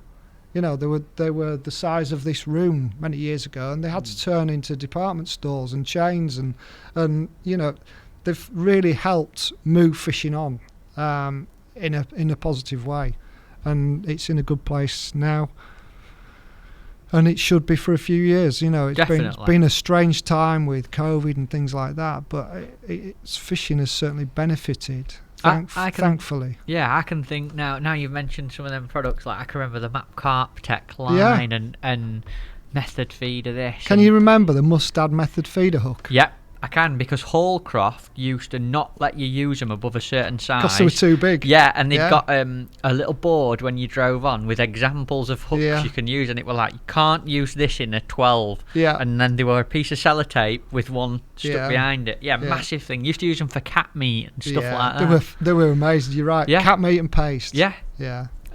Bream Feeder, Mustad Bream Feeder, I can remember that one. Great hook, the silver one. Yeah. Silvery bronze one. It's really nice. Shiny hook. Well, that was part of the Mustad long point range that Nick and I developed. We went over to Mustad and developed that. We went over a couple of times and developed the whole range. Canal Seeds. Canal Seeds, great hooks, yeah. There had to be an alternative to the B511, didn't there? Yeah. Because nobody had actually put it out there on the market, so we had to do it. Mustad Canal Seed. Alan Scofford used to use them all the time. Well, that's it, because it was great, because we worked with Alan. Alan was sponsored by Mustad at the time, and he helped in the development of those as well. So to have somebody like Alan back in that range, it just made it very, very successful. Fantastic. Brilliant. Yeah. Where did you move on from that point, Darren? Well, Leader changed hands a few times. And obviously, when I was working for Leader as a shareholder and as part of the ownership, it was very different from when you're just working. We weren't making the same decisions that we made. We were obviously reporting to a board of non-angling people, board of investors basically. So that it was very, very different. And in the end, Leader bought MAP. They used to have the brand MAP, but they bought the brand and it became theirs. So it was their own match brand, as opposed to having the likes of Garbolino and even MIDI and things like that they would wholesale then. They had invested and bought a brand. So that in my opinion, and most people's opinion, they had to take it on and move it on. They started doing poles and reels and rods and everything. And it was doing well. But that's when things started to clash. You know, as a big business, we were trying to sell Garbolino poles and Leader poles and MAP poles.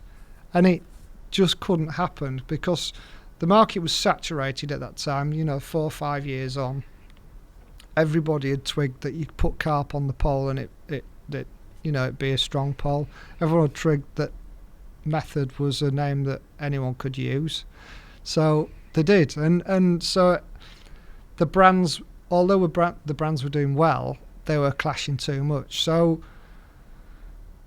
I had been headhunted by Garbolino to say, look, let's go.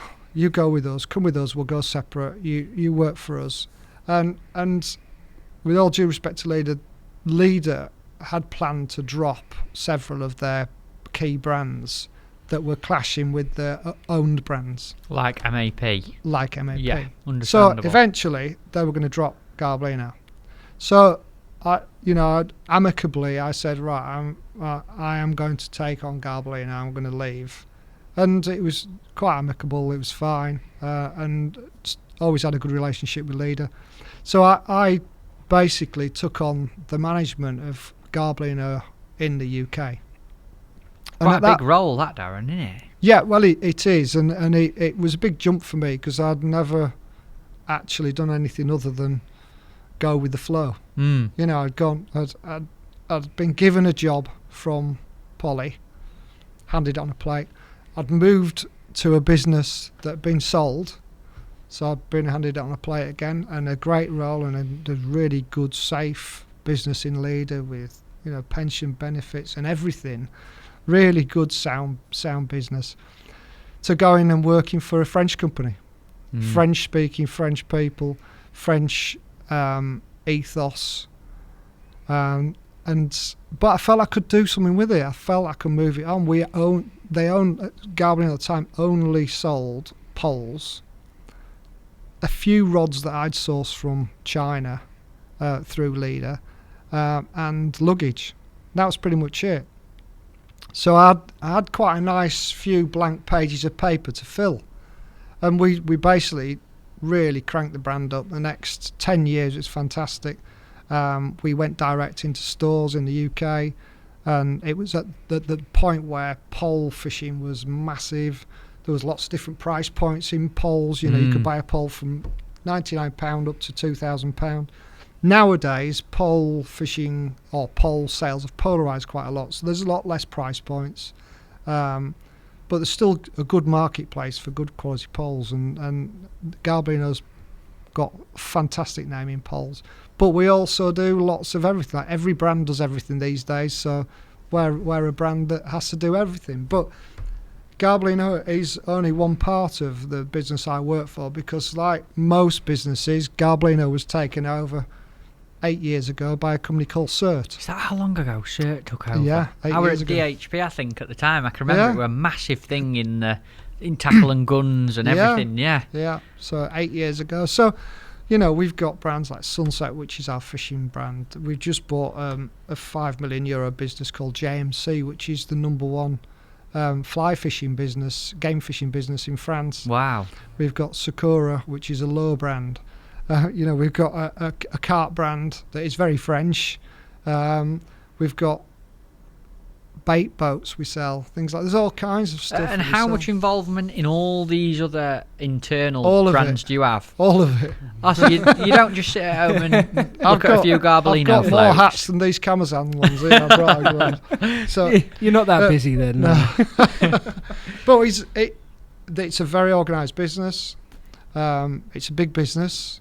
It's run by a man called Arnaud Van Rebay, who's a very, very clever businessman, a very straight guy, runs a fantastic organisation, and they're well structured. So they've got 5 or 6 product managers.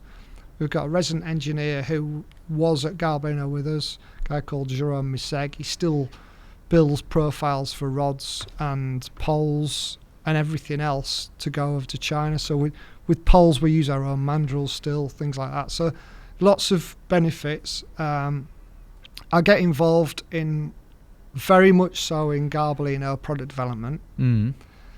I get involved in UK requirements on product development for sea fishing, for game fishing, and for lure fishing.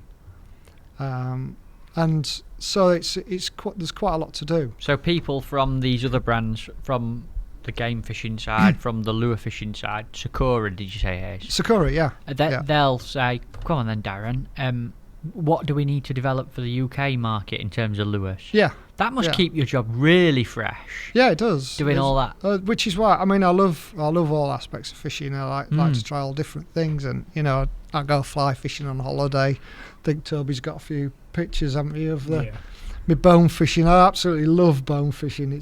What do you do? Can't just fish for bones, like? Yeah, just bones. You look at these. Wait till you see these beauties. This is in Cuba, isn't it? Yeah. Look at that. Yeah. What a fish. I mean, they are pocket rockets. And, you know, a big fish is massive fish, 7-8 pounds. What's the fight like on that?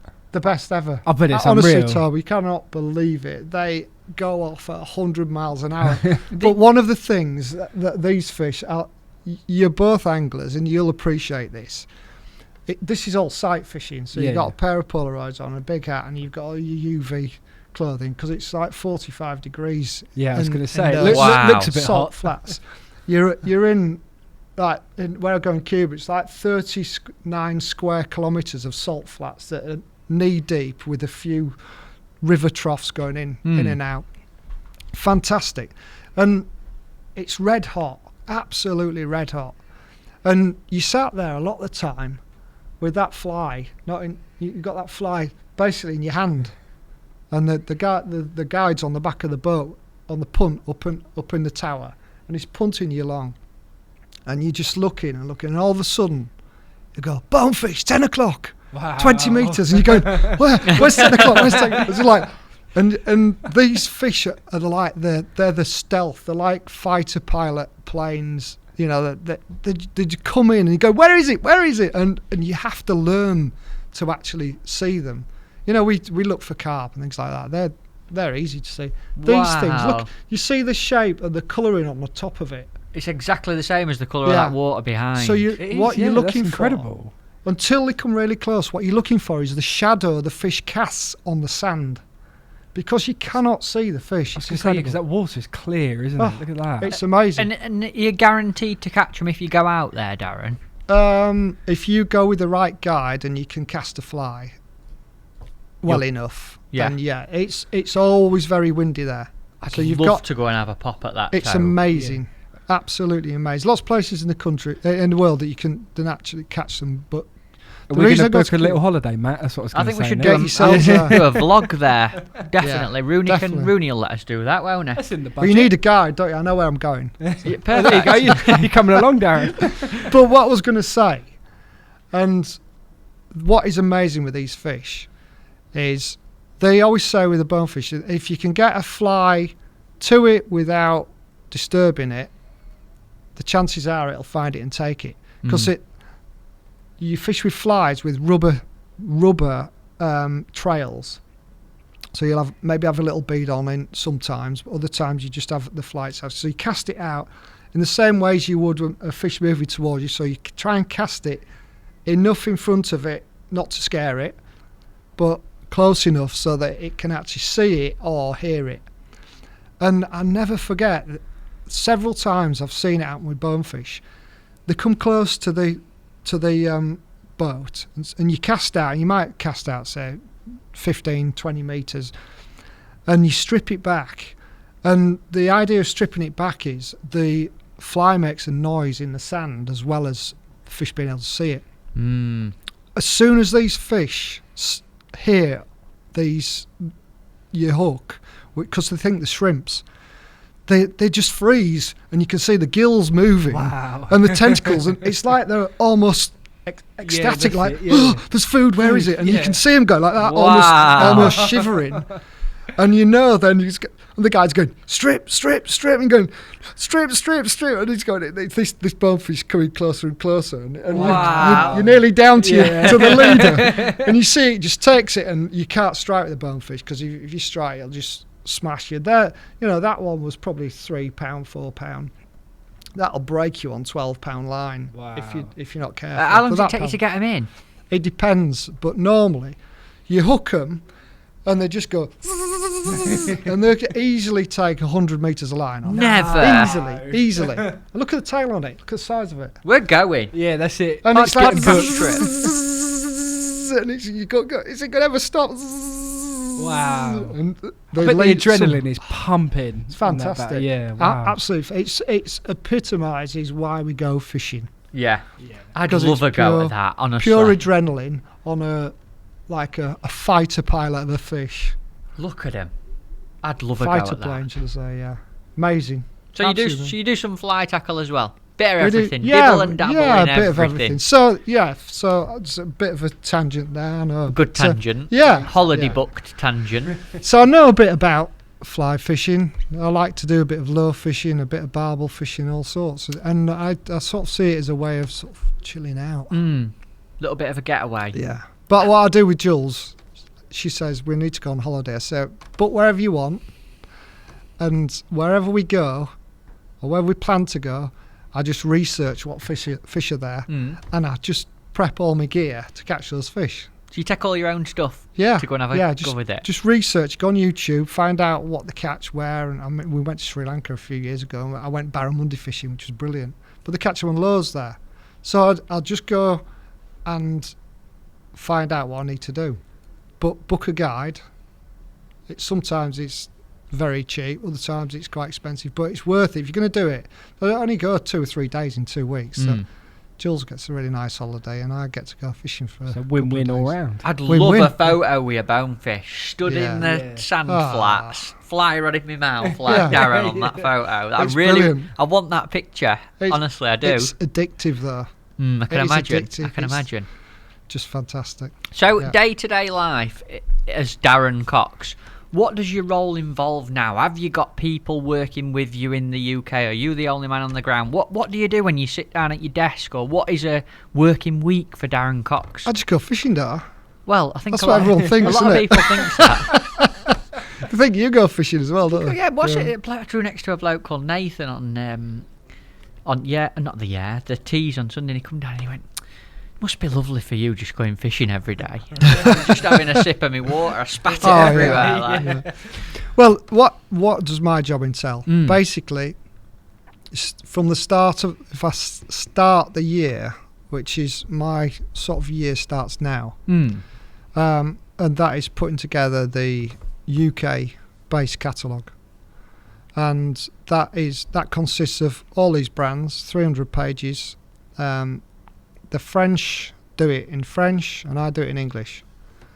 So what I've got to do is, it often involves translating from French with a lot of the like low fishing, things like that. I've got people who can help me, but I can pretty much translate most things in fishing speak in French into English. Then I've basically got to put that whole range together. I take some products out for just because they're not actually relevant to the UK market. They are, some French products are very, very French and they'd never sell in the UK. So I'll sort of wean a few out. But before that happens, you're obviously working on product development with all the products, different products. Specifically for me, it's more to do with Garbolino UK products. So I build all the UK poles, for example, from scratch, which I've done, probably built, 10 pole ranges or maybe 15 pole ranges in the last 20 years. Some absolute legendary ones as well, isn't there? Yeah, some good ones. Renaissance is one I remember. Renaissance. Yeah. Power Maxims. I can remember a bloke called Jim Smith from Evesham. I don't know if you remember Jim. He used to collect the Renaissance. He's still got them. Has he really? Yeah, I think he's got 12 or 15. Has he? Never. He used to collect them. Yeah. Power exactly. Legion. I know Tom Scully used to have a few Garbolino poles. Brilliant. Yeah. So product development. So what I'll do, I will send a brief over to France of what we need. I don't go to China anymore. I used to go to China a lot with Leader. I've been enough to China to not need to go anymore. We've got our product managers. It's their specific role to build products for basically the world. They're brilliant managers. They know what they're doing. They know what they're sourcing. I can send them a brief over what we need and they can interpret that brief, no problem. Most of them have been over to the UK. They've been around the shops. 2 or 3 times a year I get people come over and I'll take them to the shops and show them the marketplace so they understand what we want and why we want it. So it's quite different to the French market. So I'll build those product briefs. Those products will come up back over from China generally, or some European countries, some other Far East countries as well. I go over on a monthly basis under normal circumstances to Bordeaux. It's terrible because the wine's awful in Bordeaux. Oh, I bet it is disgusting. I bet you don't touch your drop. It's terrible. and say they're good people. Like to work with them, enjoy working with them.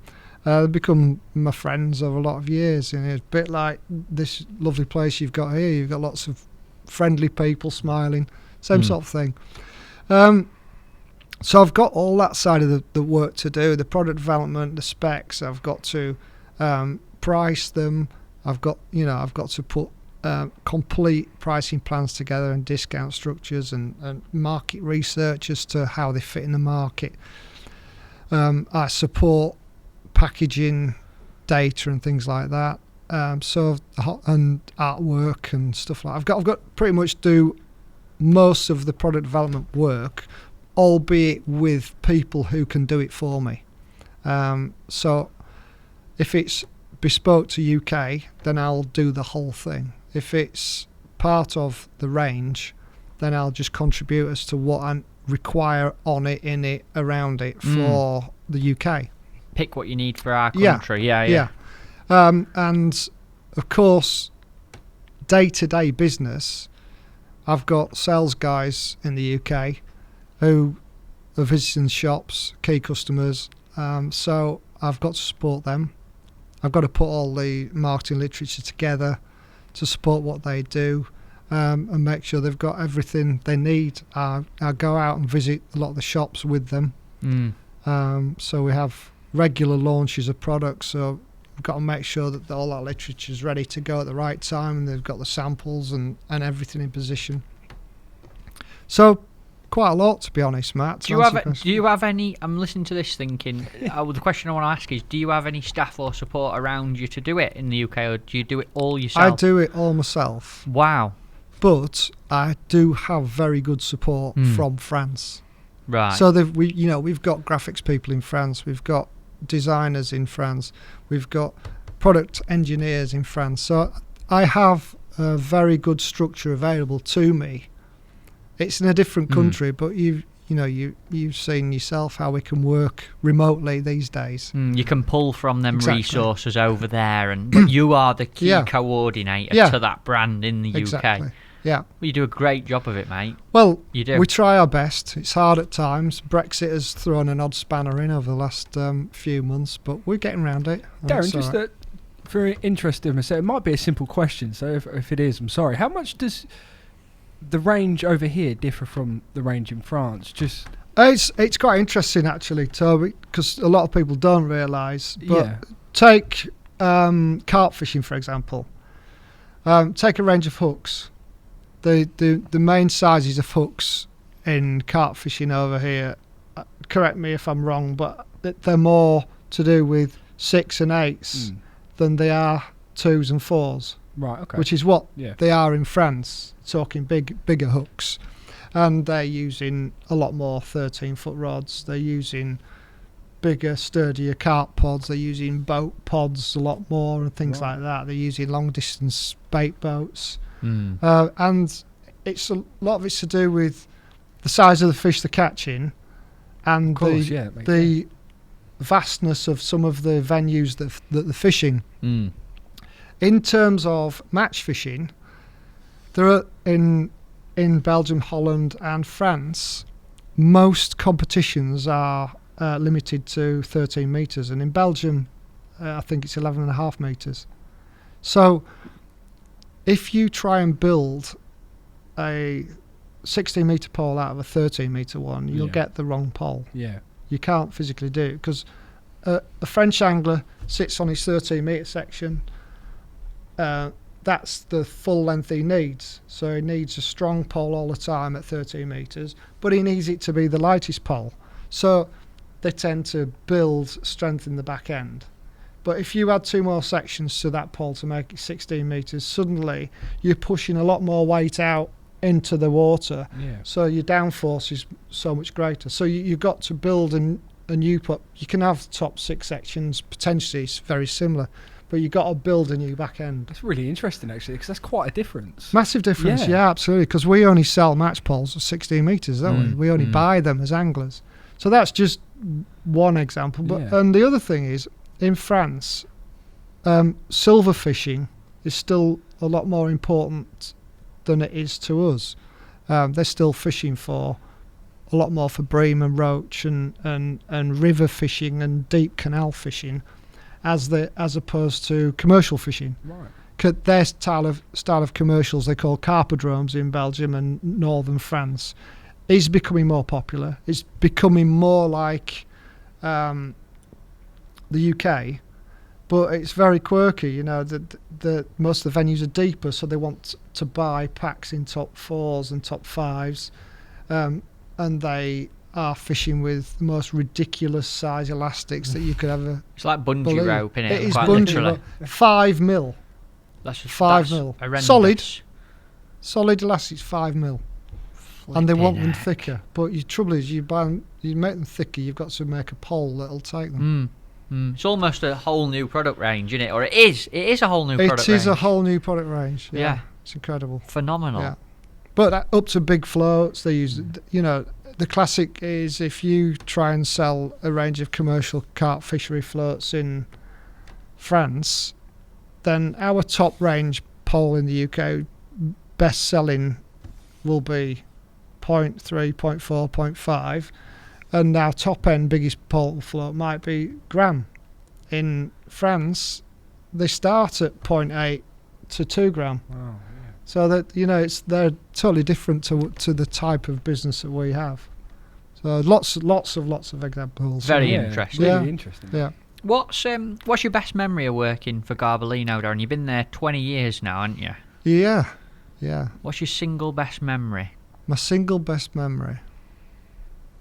I'll tell you a good memory, which is not necessarily related to the business, but a really fun memory. We used to stay in this place called Haute Saint-Marc. It was in Saint-Marc-de-Touraine, which is where the Garbolino factory was. And it was a beautiful place. It was like a courtyarded hotel, like beautiful, big, stone-walled, and very old-fashioned. And the guy in there was a real madman. Claude, his name was. And he was like the French Basil Fawlty. Brilliant. You know Basil Fawlty Towers. Yeah. We called it the French Fawlty Towers. But Ian and Simon, my two agents, we always take them over, and we have a week there, and we go through all the new products.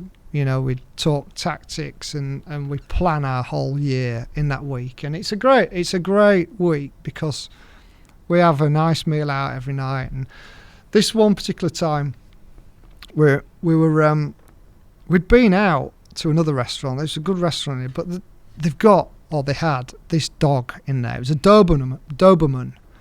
And if you've ever seen any of the horror movies where they cut their ears down, I don't think they'd even be allowed to do it now. This thing, you looked at it and you just went, and it used to come at you and growl and bark, but I never knew it would actually bite anyone. So, sorry, I'm laughing because So there's me and Simon Fry, I'm assuming we're talking about. Yeah, I want him on the podcast in the future. He'd be great. He's good fun. He's brilliant. And we knew we'd been caught out by this dog a few times. So good old Ian Stanley marches into this hotel, and I went to Si. I just went like that, and put my arm by him, just said, wait, like this. And Ian goes marching round the corner, and this Doberman comes up, and all I could see is Ian Stanley like this. He thought this dog was going to eat him.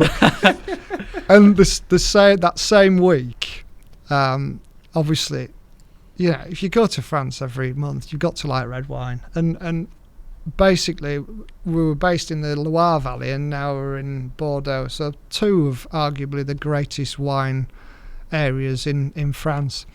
And this same week, we were in the restaurant in this place, and they did beautiful food and lovely wine. But there was some wine on there that it was a no-no, because I think there was 500 euros a bottle. Wow. Some of it. So really good stuff. And so I said, I'm just going to nip to the loo. And Si likes to drop a wine. He does. He can drink it. He's good at it. He said, Daz, are we going to have another bottle of wine? I said, yeah, just order one, but don't go mad. So he comes back. He said, I've ordered one. He said, I've not gone mad. It was 50 euros for a bottle. I said, no, it's all right. Because, there was some good wines there, and a lot of them were expensive. I said, not a problem. So we sat down, and the waiter comes out, and he'd only ordered a demi-bouteille, a little bottle. So we got a 50 euro bottle. We got a thimbleful each out. So we never let him wear that down. So. But that's the fun time. The good times in business were when business was exceptionally good, and we used to have battles with the French. When one of the sayings was, "What do you mean you could only make £150,000 poles this month?" And it was the market was so different, honestly, booming, absolutely ridiculous. We used to make poles in mandrels, because you make each mandrel at a time. So you make them in batches. So we used to make them in the starting batches of 10, and we ended up making them 25s, and we were saying, look, you need to buy more mandrels. So at one point we had 30 mandrels of each size of pole.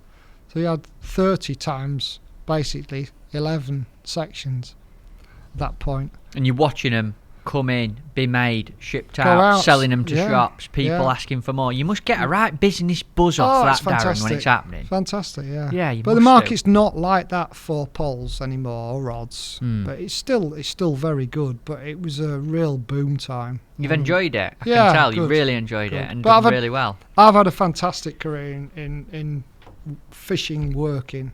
Met some great people. Well, I want to move on to a bit of fishing, if I'm honest, because you've sounded like, and I know you are, an incredibly busy and successful person as part of the angling trade, but we've not even touched on your angling ability, your angling achievements, and I'm going to have you in again because we ain't going to fit everything into this podcast, I can tell you that now for sure.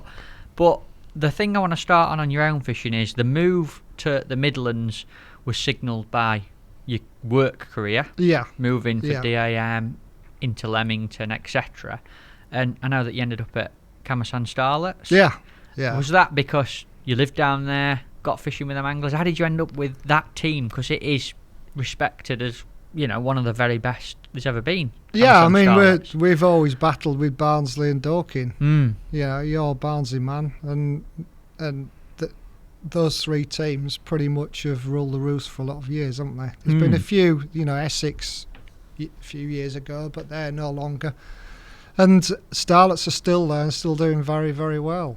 But I knew Mark Downs through fishing in Ireland, and I've been to Ireland a few times and got to know him a bit.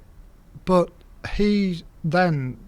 Starlets was sponsored by DAM Starlets, so I had a little bit to do with him in the fact that I worked for the business that his team was sponsored by. So I got more of an association with him. I decided I would spend more time down around the Warwickshire area on the Avon and places like that to try and establish myself. My fishing down there, I was going backwards and forwards up and down the motorway, trying to fish with Leeds Anglers World, who love the team, great people. But I thought I've got to make a move. And I decided at that point, Jules, my then girlfriend, said, if you want me to move down, I'll move down. Wow. So I said, yeah, I'd love you to move down and we'll make our home and life down there. So I went out and bought a house. There was this house in Barford. You've been to Barford? Yeah, next to the river. Right by the river. And there was a for sale sign on this house. And I think it was Sunday. I'd been fishing and I went past this house. Oh, I've got to have that house. I knocked on the door.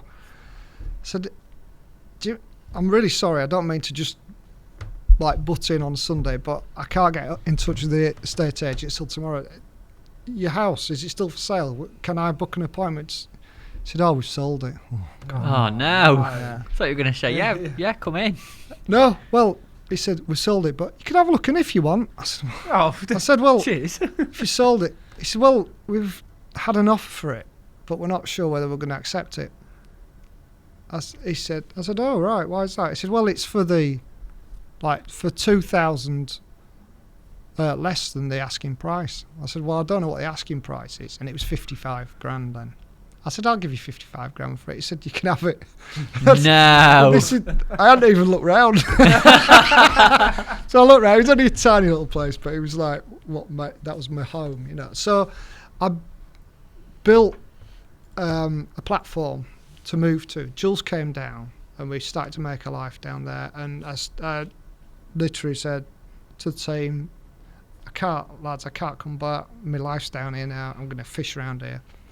And I've been fishing a lot of evening matches and things like that, even when I was travelling back. So I was this mad Yorkshireman that was coming down fishing lobworms for eels and winning matches with £9. They thought I was mad. But, I was fishing a place called Lee Fields. And you only fish for sort of 3 hours. Fishing was hard. And they were all fishing for these little tiny barrel chub, little tiny things on a waggler. And you could, if you're really lucky, you could catch 5 to 6 pound of them.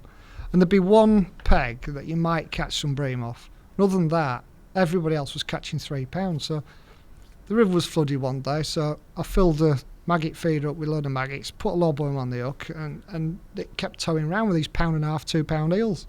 So I won quite a few matches doing that.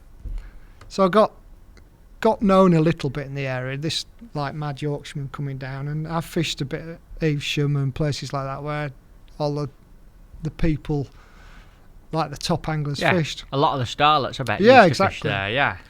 And within about 5-6 weeks, Mark Downs phoned me up. He said, "You're fishing down here a lot more now." He said, "Do you want to join Starlets?" I said, "Mark, I would love to join Starlets."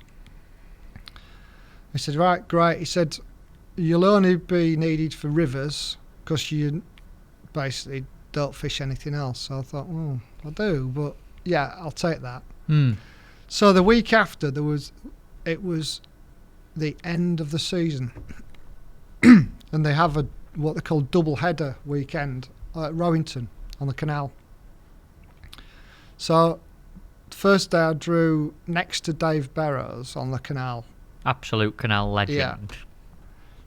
Yeah. He won the match with £13.12, and I was second with £13.6 or £13.4, something like that. I thought, that'll do, Darren, well done. You've kept up with him.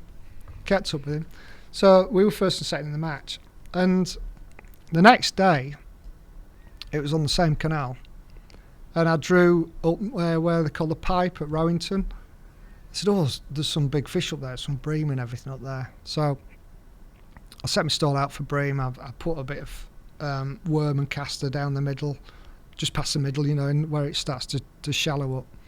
Pinged a few casters across, and I caught nothing for 3 hours. I sort of pinged some casters over, and I'd had a go on the caster a few times, and I thought maybe have another go in a minute. And I sort of looked across like that, and there was just something that, because it's flat calm, and there was just something that looked, what was that, like a ripple came off the bank, thought. Anyway, I shipped my rig out, and it was a caster rig, light rig for bream. Floats just buried like that. Whoa. Carp about £7, got it out. Yes. So I had 5 carp for 45.7 and broke the record and won the match. And Mark said, "We might have you for canals as well." So that was the start of my style. You're quite handy on these carp on canals and rivers, aren't you? You've got to be versatile. I always say you've got to be like an egg. You can do anything. Yeah. You can make anything out of an egg, can't you? Scrambled, fried, whatever you want. Yeah. Love it. Give me a little bit more about your time with Starlets, because I know there's been Nationals, Winter League finals, Super Leagues, and even World Club Champs with them. And you've been involved in it all, Darren, really.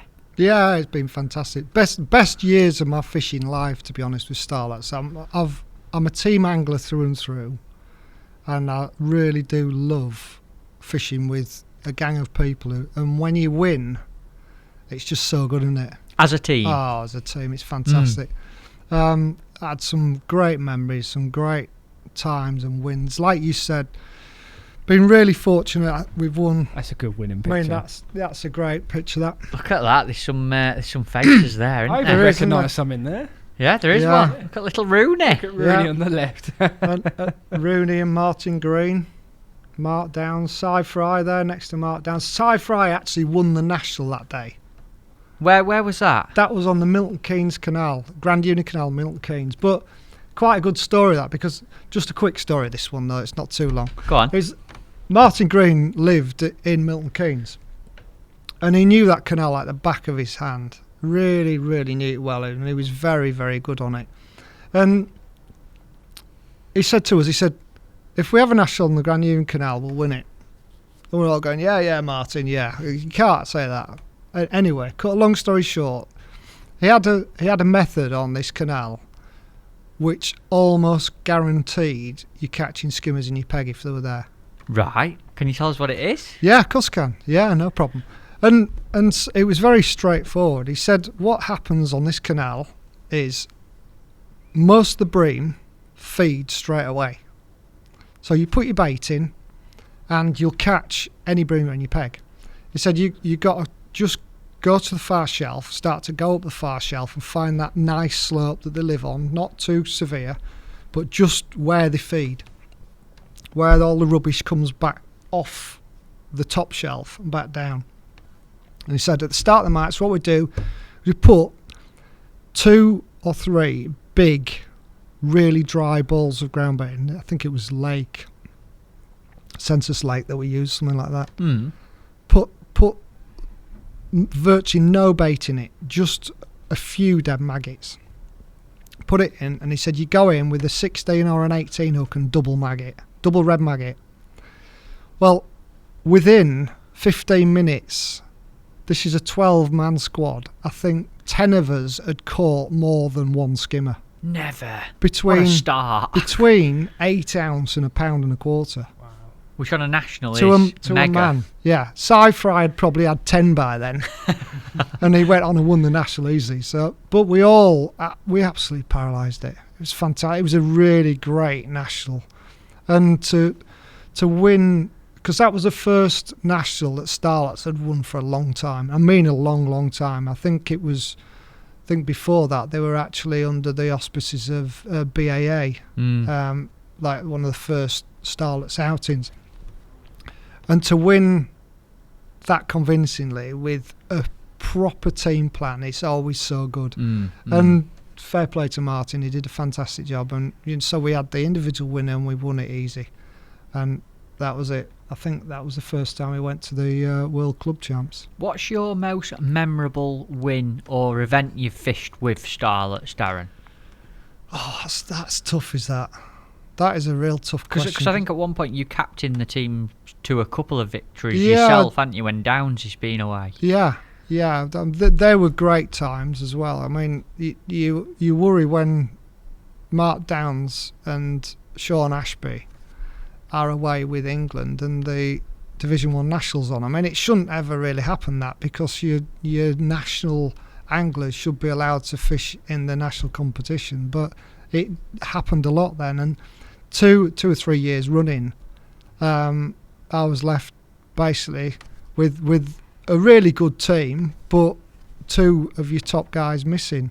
And Mark Downs would have been there and he would have captained it, but basically I took it on and said, I'll do it, no problem, sort it out, arrange it. But what was really good in both of those times is I made sure that we went away and practised.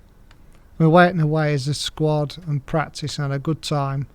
We ate together, drank together and fished together. And before the national on the Wednesday, we had a meeting for both these, and we sat down and everybody had to say. Everybody knew what they needed to do. We didn't assume that anybody knew everything.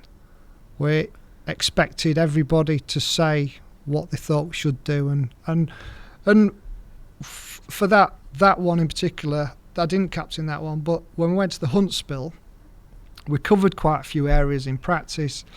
We fished some opens, and we came back and talked about it, and we felt like we had an idea of what we needed to do on every area. And it was over two venues, Huntsville and the King's Edgemore. And again, we were delighted. We caught fish on squats, we caught fish on the feeder, we caught fish on the long pole, on bigger baits, and so we'd covered all our bases. And that was a fantastic one to win. That on the Huntsville, and I think there's a picture of that. Yeah, and you can see look at that. What a team! Some great angles. Look at the grit on your face when you're shouting yes there, aren't you? Like, you know that feeling, Matt, don't you? Yeah, I can see it in all your faces. And that, there's Joe Roberts there, who's an England manager now. Scott Jeans. You got Danny Ashington and A.D. Whittle. They've just qualified for Riverfest this weekend. Yeah. Cam Hughes. Yeah, lots of good angles. Cam was really young then, but it was great. Absolutely to get him involved. Awesome. I can remember seeing you boys practising for that. Yeah. I'm sure you were fishing a waggler one afternoon on the Huntsville. Probably, yeah. We were trying to catch the roach. That's what we did. We caught some fish on waggler, definitely. There's a few times. Yeah. But we'd say we'd left no stone unturned, but the next one was the national on the Trent. And that, for me, bearing in mind the way my angling career went, I started in Yorkshire, and my go-to venue when I was in the teens was the River Trent, because that's where you had to go to cut your teeth. And to actually win a national on the River Trent, beating the likes of Trentman, beating the likes of Barnsley, who are so tough to beat on that venue. And we had a proper team effort. Again, we went and had a bit of a practice. Yeah, that was, I actually drew, that was Collingham Down. Wow. So it was on the Tidal. It was as well on the Tidal, yeah. Because I know one of the nationals was split, wasn't it? Tidal and non-tidal. Yeah, and that was the one that we won, tidal and non-tidal. And I was down at Collingham that day. I had lovely days fishing. It was great. Awesome net of fish. There's a nice picture on screen, folks. Darren, there's a big chub in his landing net and a boatload of roach as well. Big smile. You look a little bit nervous there, like you're not quite sure how the team's done yet. You never know, do you? No. Like, I think, have I done enough of it? Because I was in a big section there, you know, because they hadn't put the weir in that time, which is probably good, because at least I knew I hadn't won, or I knew I wasn't going to get beaten instantly. But so they'd started way down. But I wasn't in a particularly good area, but there was a lot of fish in the river at the time, so you just had to get your head down and catch what you could. I think there was 7 or 8 kilos there, so it's a nice day's fishing. Cracking day. Yeah, it was lovely. And I had to follow the fish out with the tide, and kept in touch with horrible downstream wind, and just kept in touch. But we had some great performances, some good anglers. Everyone came back with tails. You know, Lee Edwards was way down the bottom. I think he was at Clifton or somewhere like. Oh no, below. I think he might have been Dunham. Down that far.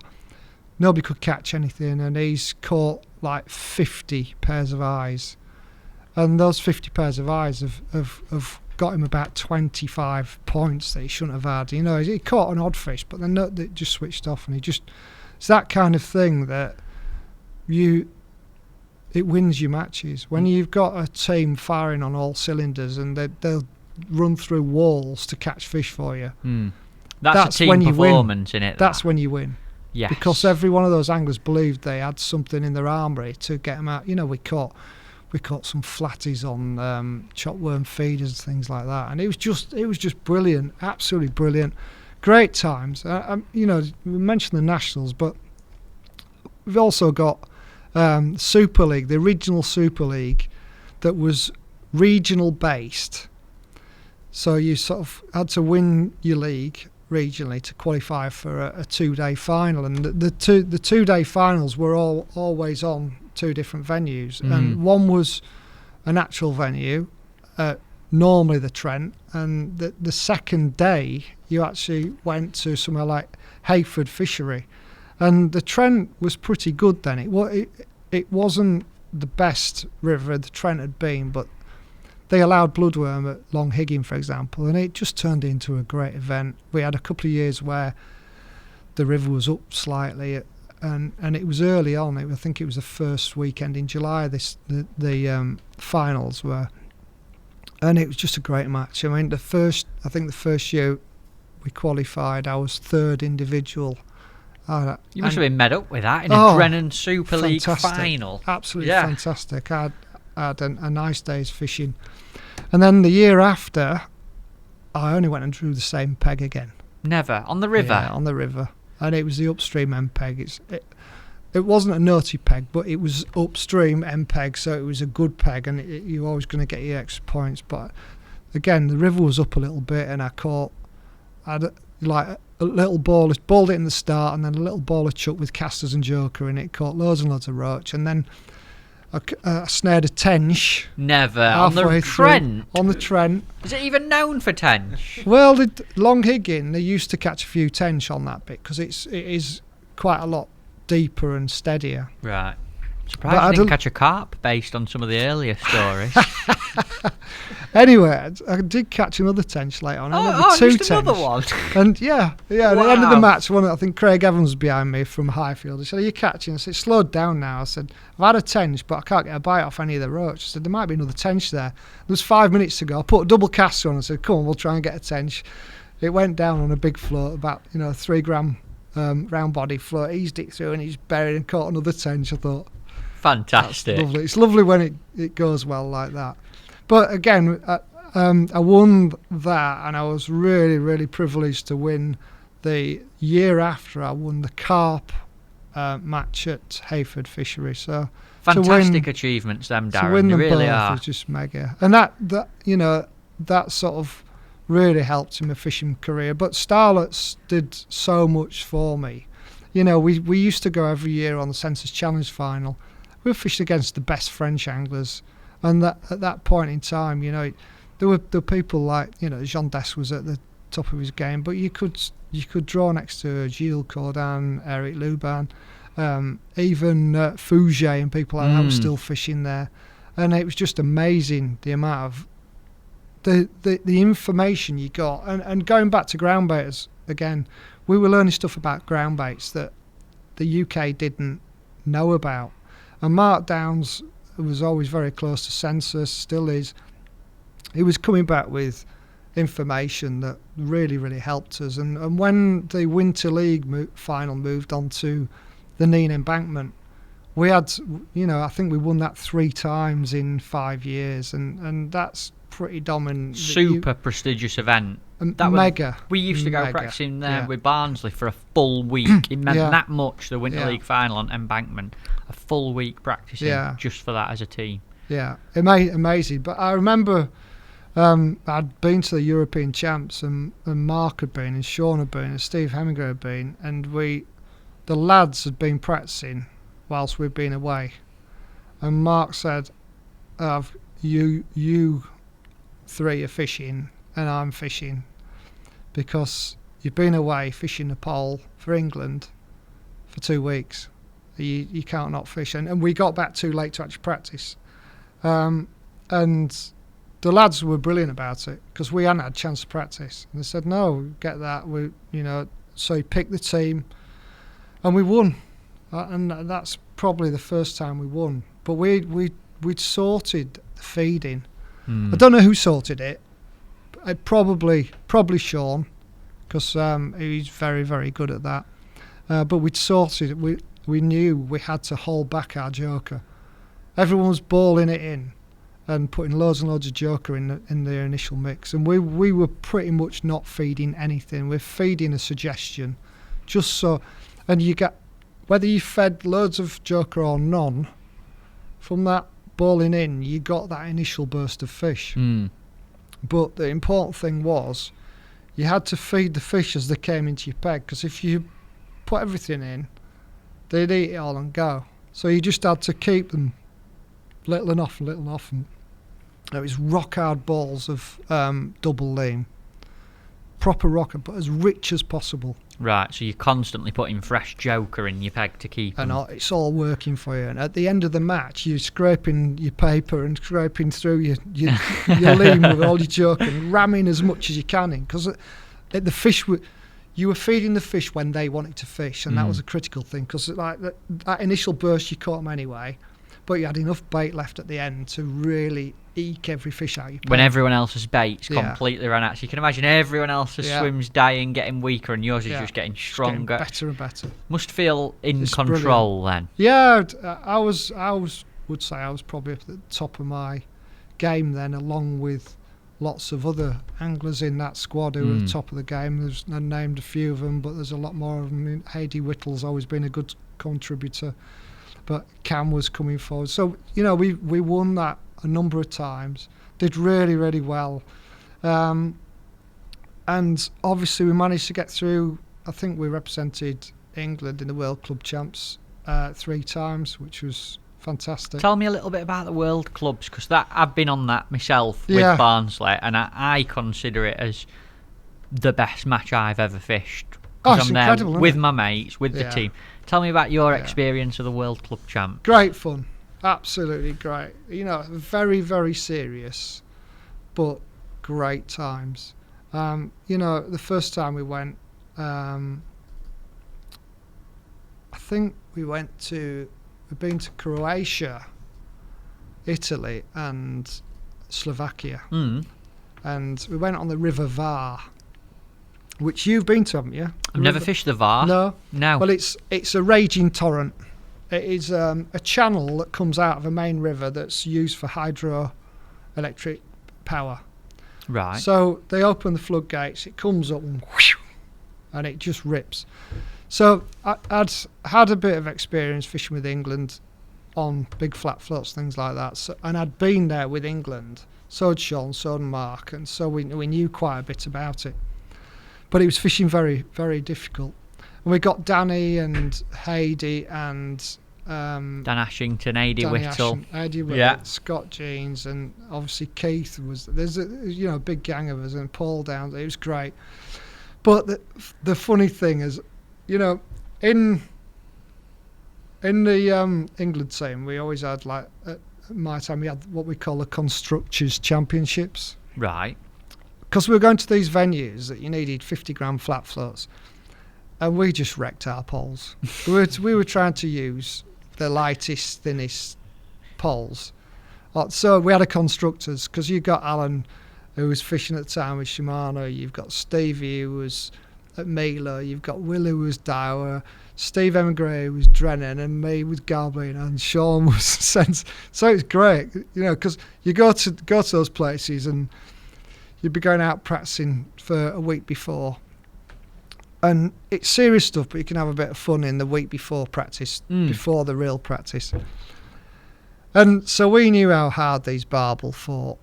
And Danny and Scott and them had never been over, never seen it. And so we're trying to explain to them that you've got to get these barbel off the bottom. If you can't get them off the bottom, you can't get those fins off the bottom, because they wedge themselves on and they go out with the flow like that.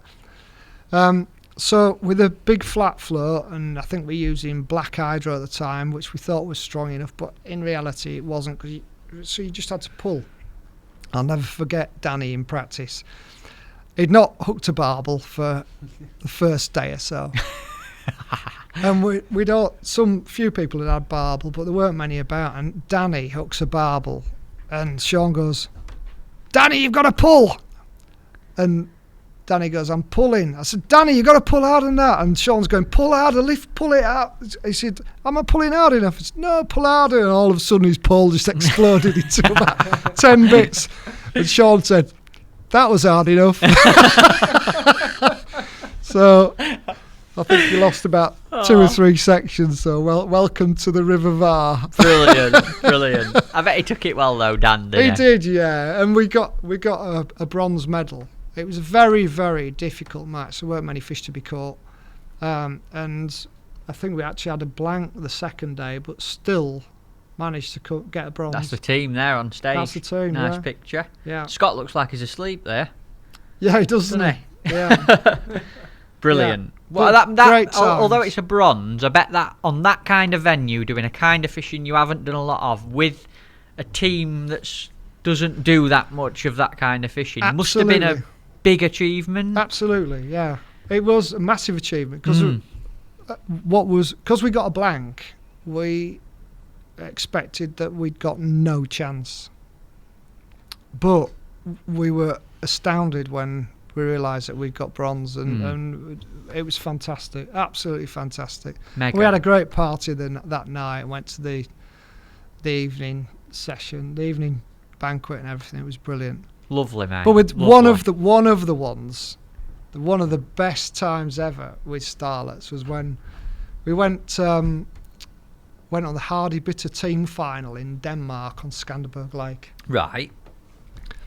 And it was great fishing there. Absolutely brilliant fishing. And I'd been a few times. I qualified for the Daiwa Masters there. Qualified on the MC Pairs with Klaus Fix a couple of times. In fact, I was over there when Tommy broke the world record. I can remember. That was amazing. And Klaus and I were second to Tommy and Dennis that year, but we'd never have beaten them because, they were on fire. So many people talk about that incredible. week. So many people. Absolutely incredible. But that was a great week. But so I knew a bit about it. Joe Roberts had been, and a few of the lads had been over on some of Tony Troth's, Billy Knott's holidays, his festivals over there. And it was serious fishing. And we were using carp rods, butt indicators, and Black Widow catapults with a ground bait put pouch on them, and like launching balls out and fishing the bomb. Then all of a sudden the fish would come in, you could catch them on the pole. It was mad, really, really mad. So, and there was Delcac, Highfield, Dorking, I think, ourselves, Ghoul Avengers. Yeah, and we ended up. It was quite funny because there was Tony Troth and Nathan Hughes had come to run the bank for us, but they actually went out early and fished for 3 days to practice for us as well. I'll never forget it. We called them and couldn't get them, but they'd text us their address of the hotel they were at, and went up and knocked on the door, and they were both fast asleep. So eventually knocked on the door. He opened the door and walked in. I'm not kidding you, this room must have been 50 degrees. They got the heating on, and we were like, we honestly thought that somebody could have died in it. Anyway, cut a long story short, we got them up, and we all had a big meeting, because I don't think we actually had a practice at all. It went straight into the match. I can't remember. I think maybe we had a day's practice. But I had a good first day, and I won my section. I had a good weight, 30 odd kilos, lots of roach and a few bream, but mainly roach. And then the second day I was on the River Gouden, and I fished the Gouden. I won my section again, but Adrian Broomhead won his section 2 days running, and he beat me on weight, so I was gutted. So Did you get runner-up though? Yeah, I was runner-up, but I mean it was a team event, so there was no actual prize for winning it. But it was just a real good kudos event. It must have been good from a fishing experience point of view, catching that amount of fish, doing brilliant. That style of fishing. Brilliant, yeah. And what was funny was all the teams went out at night, because it's all good fun and camaraderie, and we all went out and stay out late. You're not fishing that early, so it wasn't too bad. And anyway, cut long story short, Mark Downs said to us, right, you lot, I'm staying out. You know I don't drink, and he doesn't. Mark never drinks much at all. He said, and I'm taking John Daniels out. John Daniels from Delcac, one of the best Irish anglers there's been for many, many years. He's won all the classics and everything. I'm taking JD out. I'll do a job on him.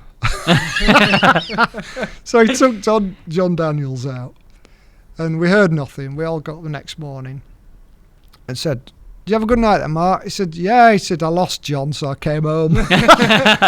John Daniels pulled up on this bicycle that he borrowed from somebody with no shoes on. It's just his trousers and a shirt. And he's like wobbled in, and he got a right rollicking from his Delcac team. He must have had a good night though. Oh, he had a great night. Yeah, probably. Cracking. But so cut a long story short, we were lying in second place on the first day. Delcac were winning it, and we won the second day and won it. You said what's my best times with starlets, and it's something that we all still talk about, and we call it the Crucian Party. The Crucian Party on the boat back. It was fantastic. The Crucian Party. As in Crucian Carp? As in Crucian Carp. Right, come on then. I've got a, there's a story here, isn't there? There was a bar. Yeah. But the main bars all closed. Duty free was open, and all the restaurants and bars were closing around. There was a nightclub that was like going mad, couldn't hear anybody, all wanted to sit around and have a bit of a laugh. So Dave Farrell decided that everybody had to pay a Crucian. A Crucian was 50, was it coronas or something, the Danish currency, which was about, I don't know, maybe 15 quid or something to enter this party. So it was me and Dave, and I was taking all the money. So it was all the teams involved. We had this crucian party in the cafeteria because the cafeteria was closed. So this cocky John Cocaine and Dave Harrell saying, right, we've got like 500 Coronas. What we're going to buy? It's what we're going to make. What do we want? Right. So Harry goes, just get ingredients for some Harvey Wallbangers. So I know, what's in a Harvey Wallbanger? Cocky's there. Come with me, son. So he goes down and gets all this Harvey Advocaat or whatever it is for Harvey Wallbangers. And we had a few different drinks, but mainly it was Harvey Wallbangers. And what exactly is in one of them? Well, it's like this Advocaat and vodka and stuff like that. And I've never drunk it since, but probably because I drunk maybe a life's worth that night. But we had people queuing up to join. There was all the teams, every team member that was still awake at like 1 o'clock in the morning on this boat was at this party drinking Harvey Wallbangers. Fantastic. And I'll never forget it because Paul Boothby was there, and Cocky and Dave Farrell, Mark Downs, Paul Downs, Joe Roberts. Lots and lots of great anglers having a good laugh. And we ended the night in the disco singing "We Are the Champions." Just Paul Boothby's up on stage like that with his shirt off, and it was just one of those days. And how we never killed Steve Wolstenholme, I don't know. They had to put him to bed, and I think Pat McAvoy sat with him for 6 hours because he was that worried about him. He kept throwing another crucian and said, "I'm a member of this party, I demand another Harvey Wallbanger."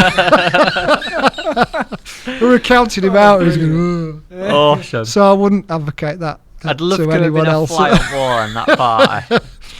Great times, winning and going away and having great fun with your team. You can't beat it, can you? No.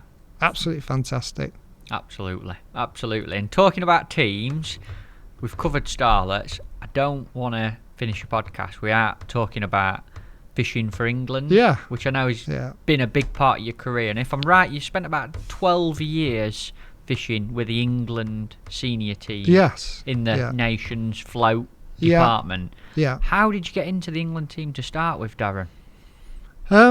Well, as I say, I was probably at the top of my game with starlets, with some great anglers, learning lots, talking about it all the time, fishing the right matches, fishing lots of bloodworm events, pole fishing on rivers, Gloucester canals, narrow canals. So I was doing a lot of what I needed to do to get in the England side. It was a dream I wanted as a 8-year-old kid to fish for England. And it's the greatest ever honour I could ever wish for in my angling career. But the team at that time was just unbelievable, absolutely incredible. And you got people like Sean, who just got in the team. Sean Ashby. Des had just got in the team. They were at the top of the game. They were winning everything.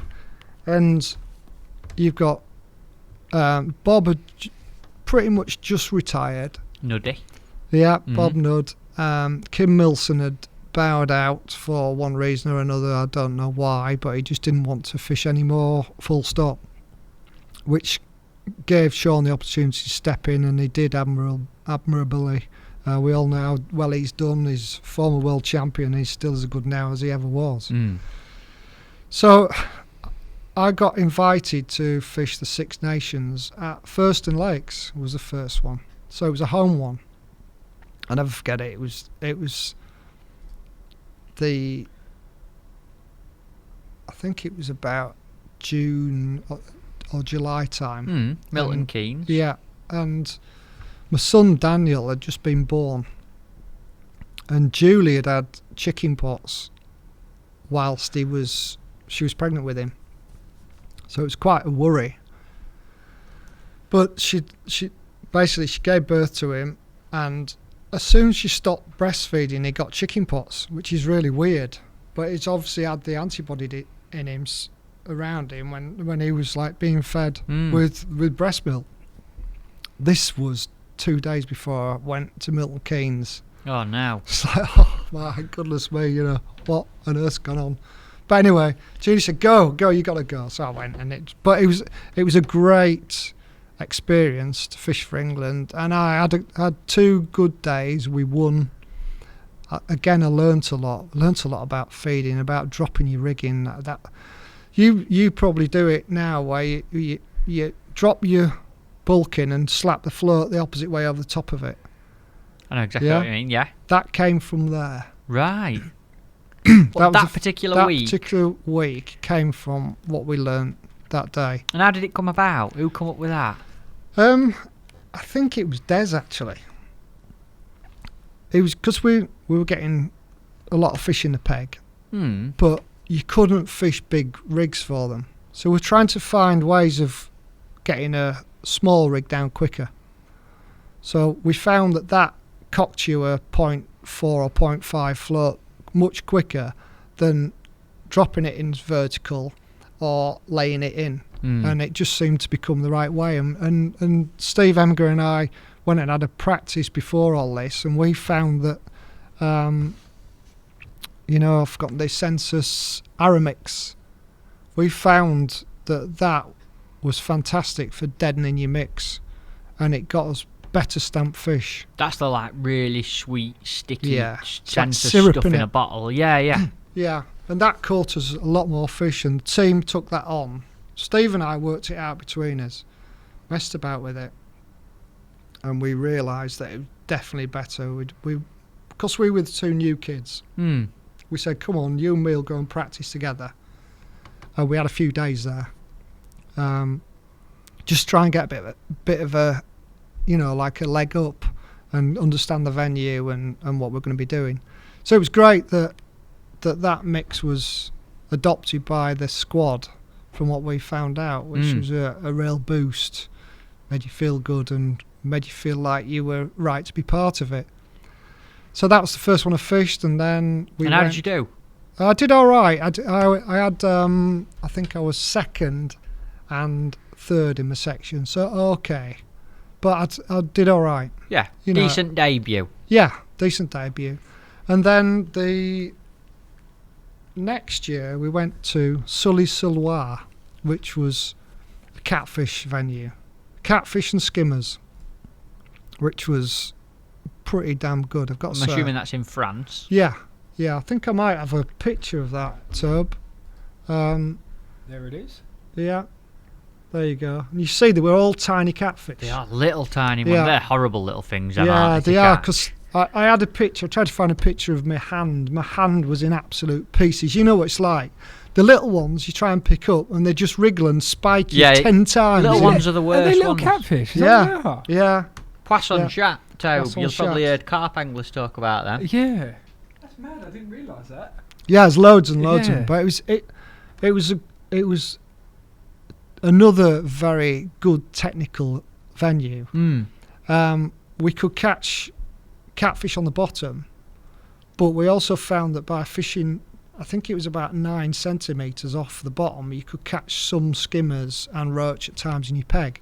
Couldn't do it all the time, but if you fed, I think it was Lake and Leam, probably we're fishing a lot of times.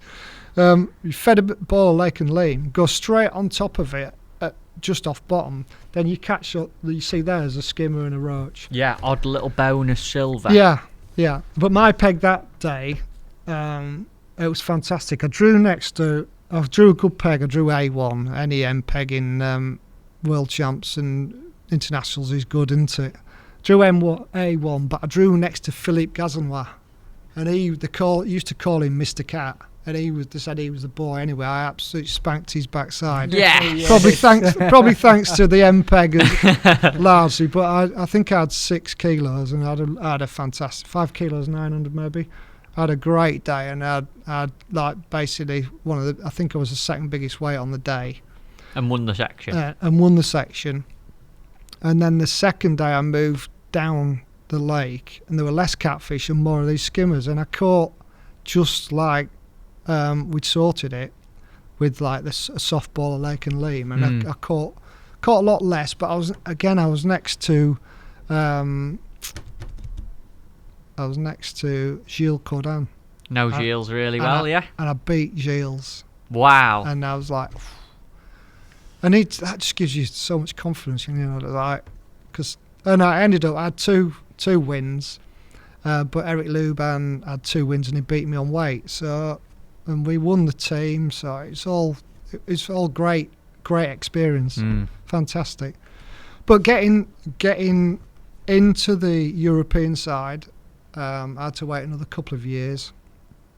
And then I got in, but my first trip was to Slovakia on the River Var. That was before the World Club Champs. And I was, in all honesty, I was completely out of my depth. I'd fished flat floats before. I'd practiced, you know, they told us that we needed 50-gram flat floats. And I practiced them, but there was just nowhere in England to even try and practice them. I waited till the river came up and had a go, but it was just nothing could prepare. They're a different animal, aren't they, them rivers over there? Totally different. And I didn't get it. Matt. And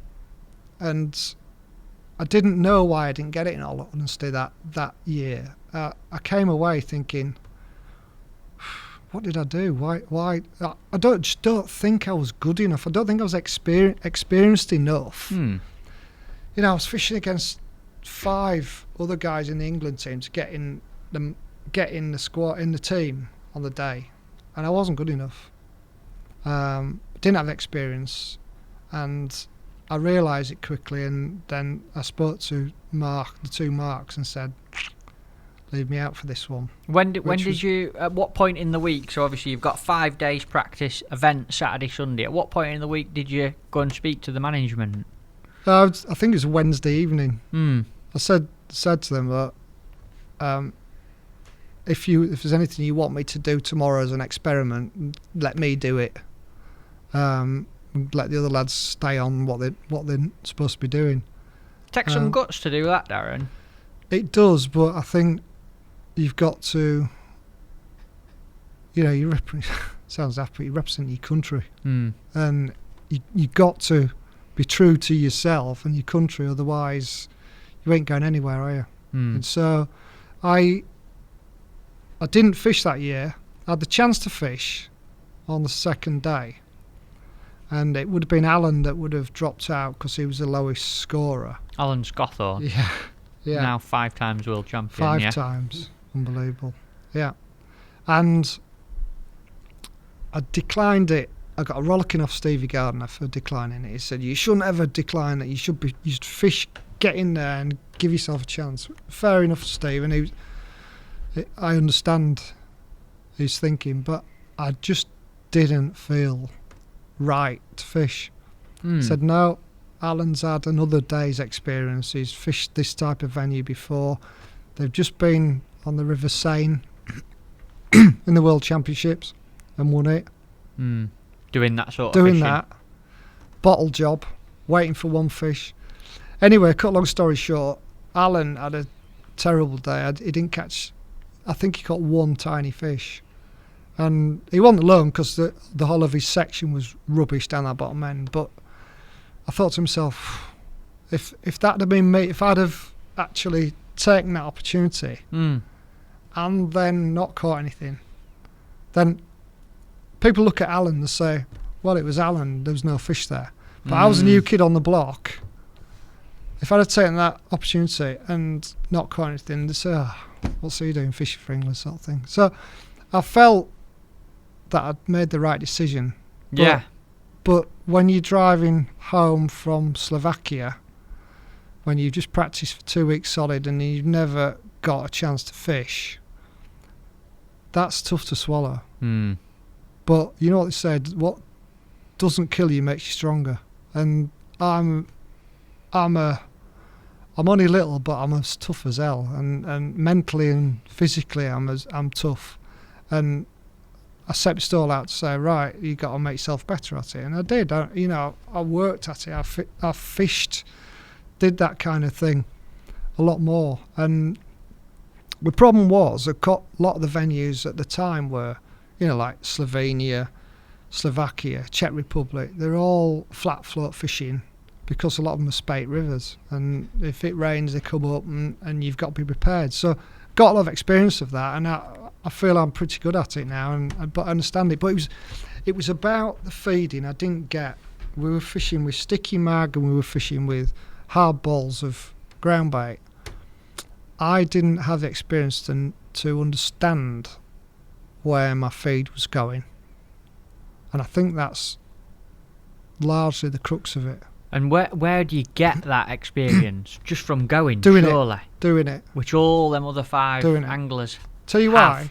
Because I squeeze a ball of ground bait. You don't squeeze a ball of ground bait the same as me. Nobody else does.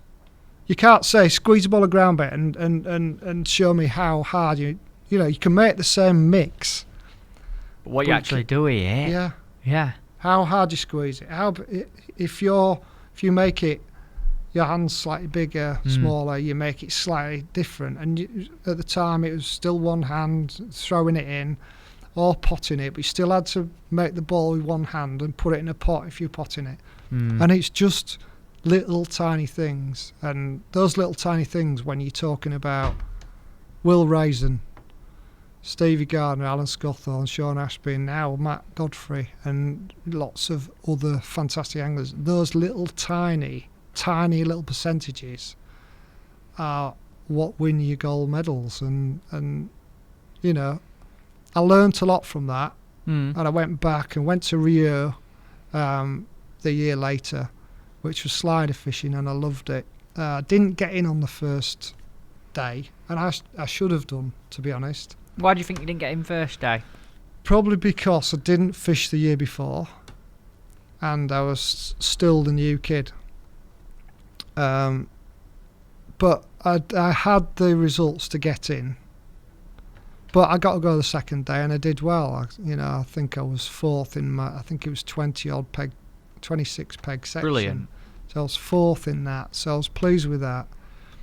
And then the year after, we went to Modena, I think it was, in Italy, home of Pavarotti, fishing the canal Cavallama. Never been there. Don't know about that one. That was my best performance in an England shirt. And what kind of fishing was that, Darren? It was fishing for carassios, and the canal was full of them, but they were hard to catch because it was all about the feeding again. But I sorted it, and I twigged it. I understand what I needed to do. Just through practicing and that week before. And I found that the way your maggots landed in the water was the most critical thing, because there was a lot of them, but they weren't ravenous. So you had to narrow your feed tight and fish really tight into your feed and lower your rigging, and you caught 15 to 20% more fish by the end of the day because you got bites quicker. And how did you narrow that feed down? How did you keep it so tight? By throwing it in properly. Right. By throwing it like that. So you're literally lobbing it, because like a lot of the anglers were throwing it like that, and when you throw it like that, you get a spread. So, I mean, the two marks had the lads saying, "Darren's throwing it properly. This is how you got to do it," and it, like, immediately they twigged. Yeah, that's right. And Will was doing it right, and instantly, people's catch rate increased, and suddenly everyone got it. That's one of the small percentages you were just talking about. Yeah. Before, yeah. But I mean, that's an instance where I felt like I'd done well, and I did really well in the 2 days as well. We did really well as a team. We got silver. We just missed out by literally, I think it was 1 point to Italy on their home venue. Hard to beat in their own country. Yeah. Very hard to beat. But that's good. I mean, I've got some great experiences as well, But you need a bit of fortune in fishing. And you make your own fortune by preparing, getting it right. But there's a few things that just, like, I had a little bit of bad luck.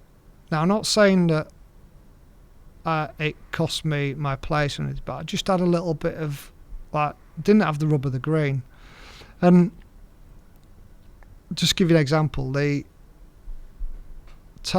time in the Czech Republic. What event's this on? This is on the Europeans. Big match for England. Big match, yeah. I had somebody behind me who was supposed to count me down. He forgot, and I picked, when the hooter went, I picked up at the end and I had a bream on. No. And obviously in a world champs, the fish count. Isn't clear of the water, or international rules, if it's not clear of the water, it doesn't count. Yeah. So that cost me 3 or 4 points at least. I'd done all right, I'd done well, but when you're fishing with lads that consider 6th or 5th okay, not well, to win, to be world champions or European champions, your anglers need to come back with 1 or 2 or 3 points, don't they? And so it's just those little defining points. And when we were in Portugal, Sean was behind me at the end, and I had the Italian next to me. He was winning the section comfortably, but I was doing well. And right at the end, I was catching these little barbel, little tiny. They're like this at Carouge. At Carouge, yeah. You've been there, haven't you? Yeah, a few times. Little tiny barbel, aren't they? Weird things. They're 100 to 250 grams. And I'd had a nice match. It was going well, and there was literally a few minutes left. Sean was behind me. He counted me down, and he said, "You got to strike with 30 seconds." I said, "Yeah, totally agree with that," because we're fishing at about 48 metres, something like that. Quite a long way out for waggler fishing. And with about 34, 35 seconds to go, my tip's gone round. We weren't watching the floats. We were just like. Yeah, you look at your rod tip there, don't you? Fishing a waggler, but watching the tip, and the tip just went round, picked it up, and I've got one that's like £2 on. No. And there's 30 seconds to go. And you're 48 metres out. And if it had been like a 200 gram one, you just reeled it in like that, because we're using small hooks. We're using 18s, 20s hooks and light lines, little like thin fluorocarbon lines. So I pulled it as hard as I could, and Sean said, "You just beach it. Don't even try and get in the net. Just beach it." And like as I've pulled it, and we've got up within seconds of the bank. I've gone to pull it like that, and like Barbel do, it's gone the other way and bust me, and the hooter's gone. Oh no! So like, it's a nightmare. You're fishing for England. I know. It's a bad dream that happens. I know. So that's happened, and then it also happened to me in the World Feeder team. A similar sort of thing? Exactly the same. I needed a bream. For gold medal, we needed a bream. And with 30 seconds to go, my tip's gone round. Or 40 seconds to go, I think it was. Tip's gone round. I hooked a bream, fishing at 45, 50 metres. And it was a great big one. So I've winched it as much as I could. I've reeled it like mad and tried to... It just wouldn't turn its head. And I'm going, I've gone from a net like that, and the hooter's gone. Did you get it after time? No, I just pulled it off. Can't tell you what I did. Yeah. I pulled like that, and I threw my rod up the bank in disgust. And Tommy was behind me and gave me a big hug. That must have been a difficult one. Yeah, it was. Must have been a difficult one. So I've had some bad luck. You've heard about me carp on the 7. You've heard about lots of good luck. I get lots of good luck in me fishing, and I've been very fortunate. But I've had my bad luck just at the wrong time. So. Well, I don't think it's cost you, mate. When you look at the stuff you've done and stuff you've achieved, it is pretty amazing. Thank you. It's pretty amazing. Yeah. I want to ask you more about the England team. Obviously, you've done an awful lot with it. When did you sort of step out and move out of the float team? Because I know you ended up fishing for the feeder team as well, which in itself, to fish for both teams, there's not many anglers that have done that. No, and I don't think they will be in the future. No. But that was maybe a mistake on my behalf. Tell me a little bit about that. How did that happen? Tommy came to me and he said, I don't know if you know, but there's going to be a World Feeder Championships. And I'd heard that there was. And Tommy he said, Pickering. Tommy Pickering. he said, I want you to fish in my team, if you will. And I was just like, fantastic, and I'll do it, absolutely. But he said, I'm going to ask you and Steve, because you've had international experience, you understand how bloodworm and joker works in feeding, you know how to use it with leam and stuff like that. And he said, I've got anglers who've not got that experience. I need you to teach them. He said that I can do it, but I need anglers around them to show them that it's not just me. And Tom is a brilliant man. He knows what he wants. He knows how to win, and he does it in whatever he does. So that was his game plan, and he picked the likes of Steve Ringer and Mick Viles. There's a picture of the England feeder team on Dean screen Barlow. now, folks. Yeah. I like that was a European. That's a young-looking Rooney on the right again, isn't it? He sneaked on a few of these photos, hasn't he, in this one, old Roon dog? We go a long way back, me and Roons. I can imagine, I can see. He's a great lad. So you was in the first ever... I was in the first ever one, which was in Italy, which was a really tough venue. It wasn't a very good venue, to be honest, very peggy. And we were the best team by a million miles, and we should have easily won. But there just weren't enough fish in there. Second day it didn't fish particularly well, and we should have won it. Should have done, but we were just a bit unlucky. Right. You know, did you get a medal? No, I don't think we did.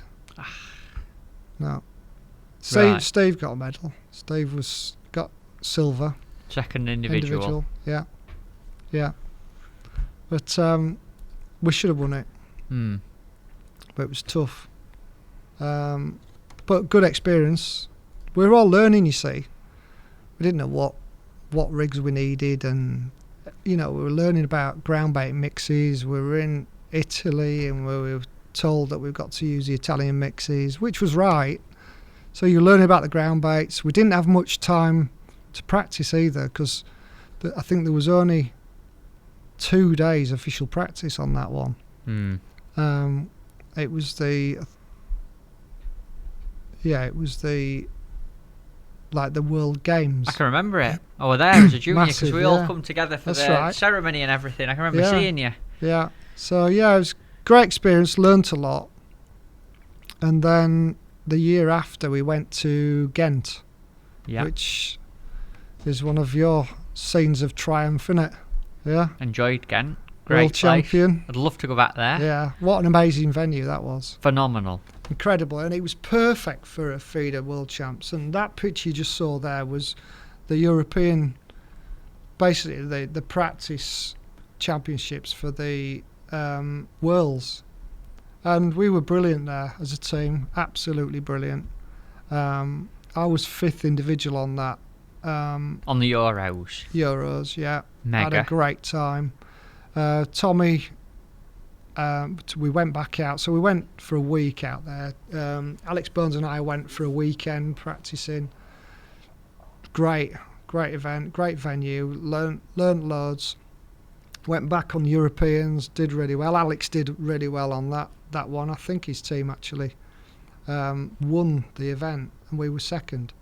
Not bad. No, both England teams, first and second. Yeah, so that was really good.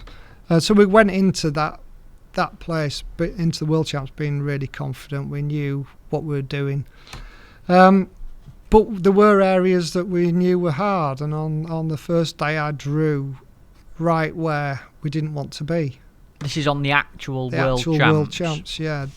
And there was very few bream caught at all in this part of the match. And we had our tactics were to feed and leave at the start. And I wanted to feed it and go straight on it, because I felt like it was my best chance of getting a fish. And the decision was that I didn't do that. So I followed the team plan. When I went back onto my feed, I couldn't get a bite. and Tony Kersley to my left had caught a bream. He'd fed it and gone in and caught one straight away. And I never had a bite off a bream until 10 minutes from the end I started getting liners. And that's when I hooked the bream with 45 seconds to go, right at the end. I caught some fish, but I didn't catch a bream. I needed to catch a bream, and I didn't. And that's the last time I fished for in the World Feeder Champs. Tommy dropped me the year after. How was that, Darren? How did you take that? I know I it's didn't not take an it easy very well, one. to be honest. And I probably said a bit too much than I should have said on. But I'm passionate and I care, and I know it wasn't me. It wasn't my fault that I actually didn't catch that day. Did everything and I was very, very good in practice. Tommy told me I was in the team on the Tuesday night. And he was well pleased with it. And he was well pleased with the squad, to be honest. And we were cooking on gas. But no, I didn't take it very well. But did the team win in Belgium? No, Right. just got beaten second. Yeah, So you got a medal? yeah, but silver's not good enough for Tommy. No. Not good enough for all of us, really. Only golds. When we all felt that we were the best team on the bank. The Dutch were very good, very, very good, and without disrespecting them, we did think we were the best. Not in a cocky way. We just thought we had it right. We had things good, but we just had a bit of misfortune, So I went to South Africa the year after. Tommy said, "I'm not going to pick you, but I want you to come along." I came along. I enjoyed it, actually. I actually really enjoyed it. It was an amazing venue, great experience again. And again, we just missed out. And what were you doing? Just sort of helping team? Obviously, a lot of experience behind you. Tommy told me, he said, basically, this will be the last time I ever fish for the feeder team. I want to step down. He said, but I do want to fish this time if I'm good enough to do it. And he was brilliant. He was actually brilliant. I sat behind him and watched him. He was absolutely brilliant. But there was only Glenn, you see, so he needed somebody on the bank other than Glenn Lawrence, to make sure things were going right. And it was good. It was really good. We had it sorted. But again, the South Africans were just better. They were just, it's the home water. They got all the light additives and that, but then they were good. They're good team, good casters, accurate, and they knew what to do.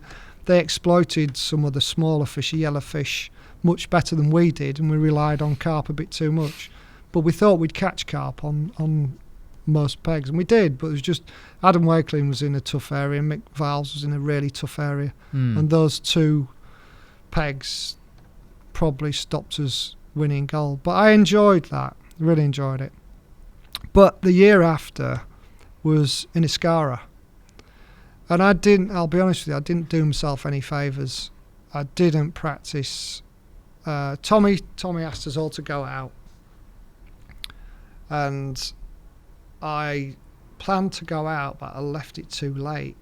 And I think Tommy thought that I wasn't going. And I just planned. I went to Ireland on the World Pairs, and the idea was I'd go back 10 days after, because I had Simon with me, and we planned to go back home. And I think it was just too late for Tommy, and it was basically his reason. It was his decision that he wasn't going to pick me for an Iskara, and an Iskara would probably have been right up my street. It's small fish fishing, skimmers and roach, short distances. It's what I love doing. Super busy. Tamar style almost. Yeah. Meadowlands in winter, Porth style. It's bread and butter. I love it. So I was gutted, absolutely gutted. I was bitter in myself. Said a bit too much, but I felt better once I'd said it. And Fell out with Tommy for a bit. He fell out with me, and I fell out with him. Have you met up now? Yeah, I love him. Still love him to bits. Brilliant. I always had the utmost respect from it, and I always will. He was the manager. It's his decision to make the team the best team he can. And they went and won it. And they won it again, I think, the year after, didn't they? So 2 years running that, he's made the right decision, hasn't he? End of the day. I wasn't part of it. I'd love to have been. But that's fishing. As I say, that it's just little things in life. I've had some fantastic fortune in my fishing.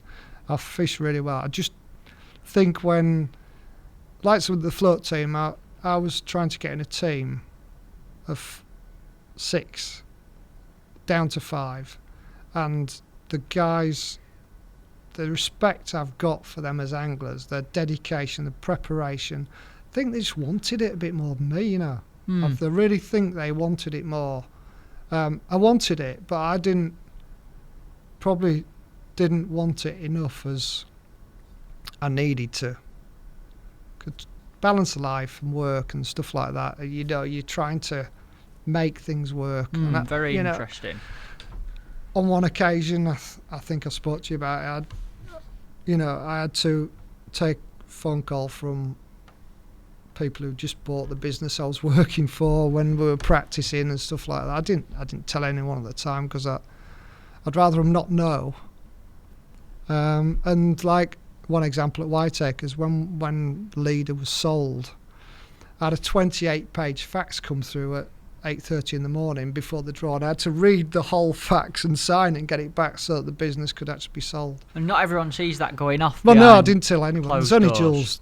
Jules knew that. But it's just, I don't know, the amount of focus you need when you're fishing with a team at the highest level is unbelievable.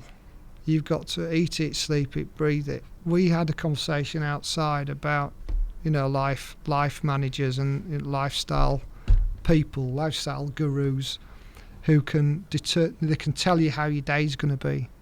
And when you're at the top level, you're at the top level now. When you're at the top level, you have to be 100% zoned into your goals for that day, every day. Otherwise, you miss something.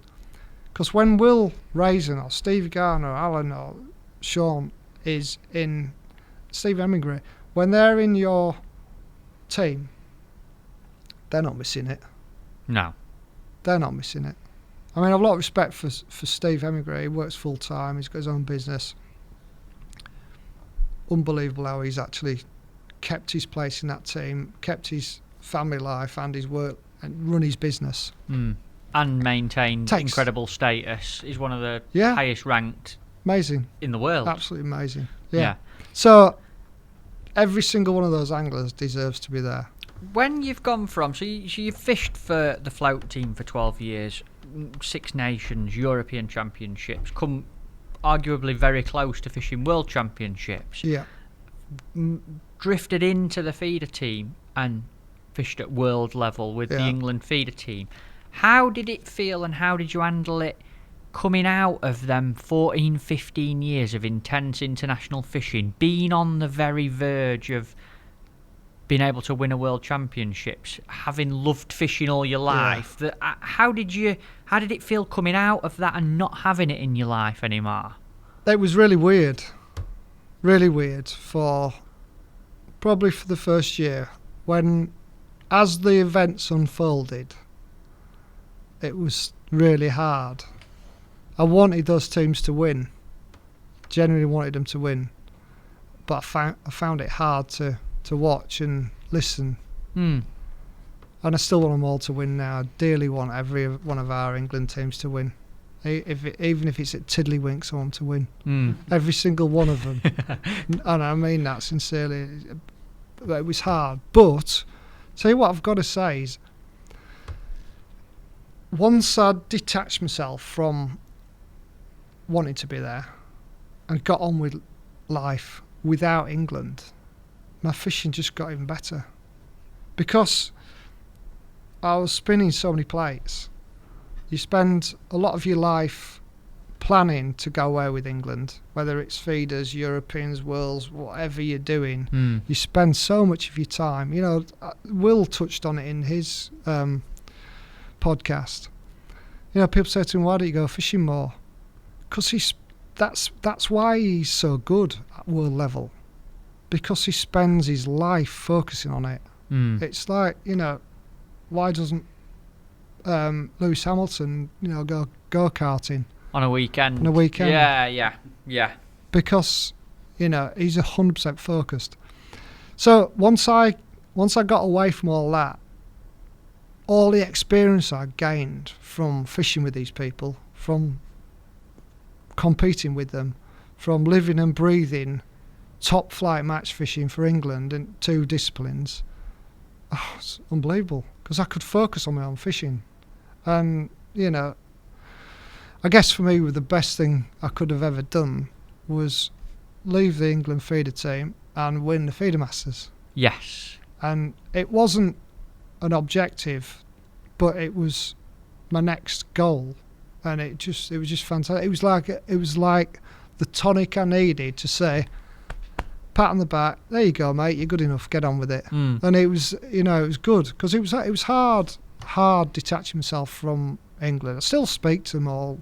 I speak to Sean every week. I speak to Dean Barlow. I can tell by the way you've spoke about it today. Like, you know, I didn't find it easy saying to you then, how did it feel coming out of it? Because I genuinely know how much you loved it. And yeah.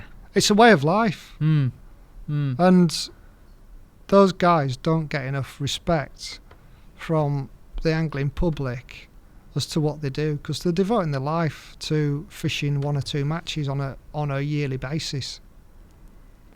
I want to talk about Feeder Masters final, because you won it, and it was off the back of everything that had just happened.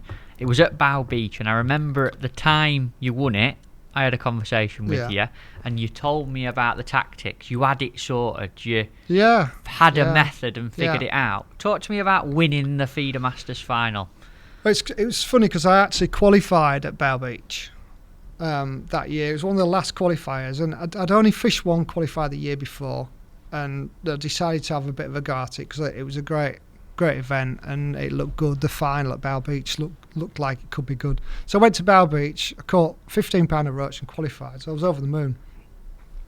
So I spent quite a bit of time after that. It was about August when I qualified, and the final was in September, and there were Sunday matches on there every Sunday with a run up to the final. So I thought, that's it. It's a long way from my house. It's 2 hours. So I thought, I'm going to go every Sunday. So I went, I think 5 matches I fished. Got to know the venue a bit from years ago, but got to know the venue a bit more about distances and the depths of water that you needed to be in. At Bow Beach, it varies massively, the depth. So it's important to get in the right depth, and we were looking for like 26 to 30 feet of water at the end. But the problem is, a lot of the time the fish are off the bottom, and so you've got to try and drive them down. And that's where I had a bit of a eureka moment, which was a practice match Friday before Feeder Masters. I mean, talking about work-life fishing balance, on the Thursday evening at 4 o'clock I was still in France. Never. But I'd prepped all my tackle before I went. So my tackle was sat at the garage door kicking to get out. It was ready. It was going to let me out.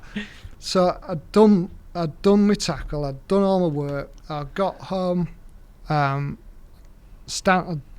flew into Stansted, drove back home, sorted all my gear out and bait and everything, and got in my car at 5 o'clock in the morning and went down.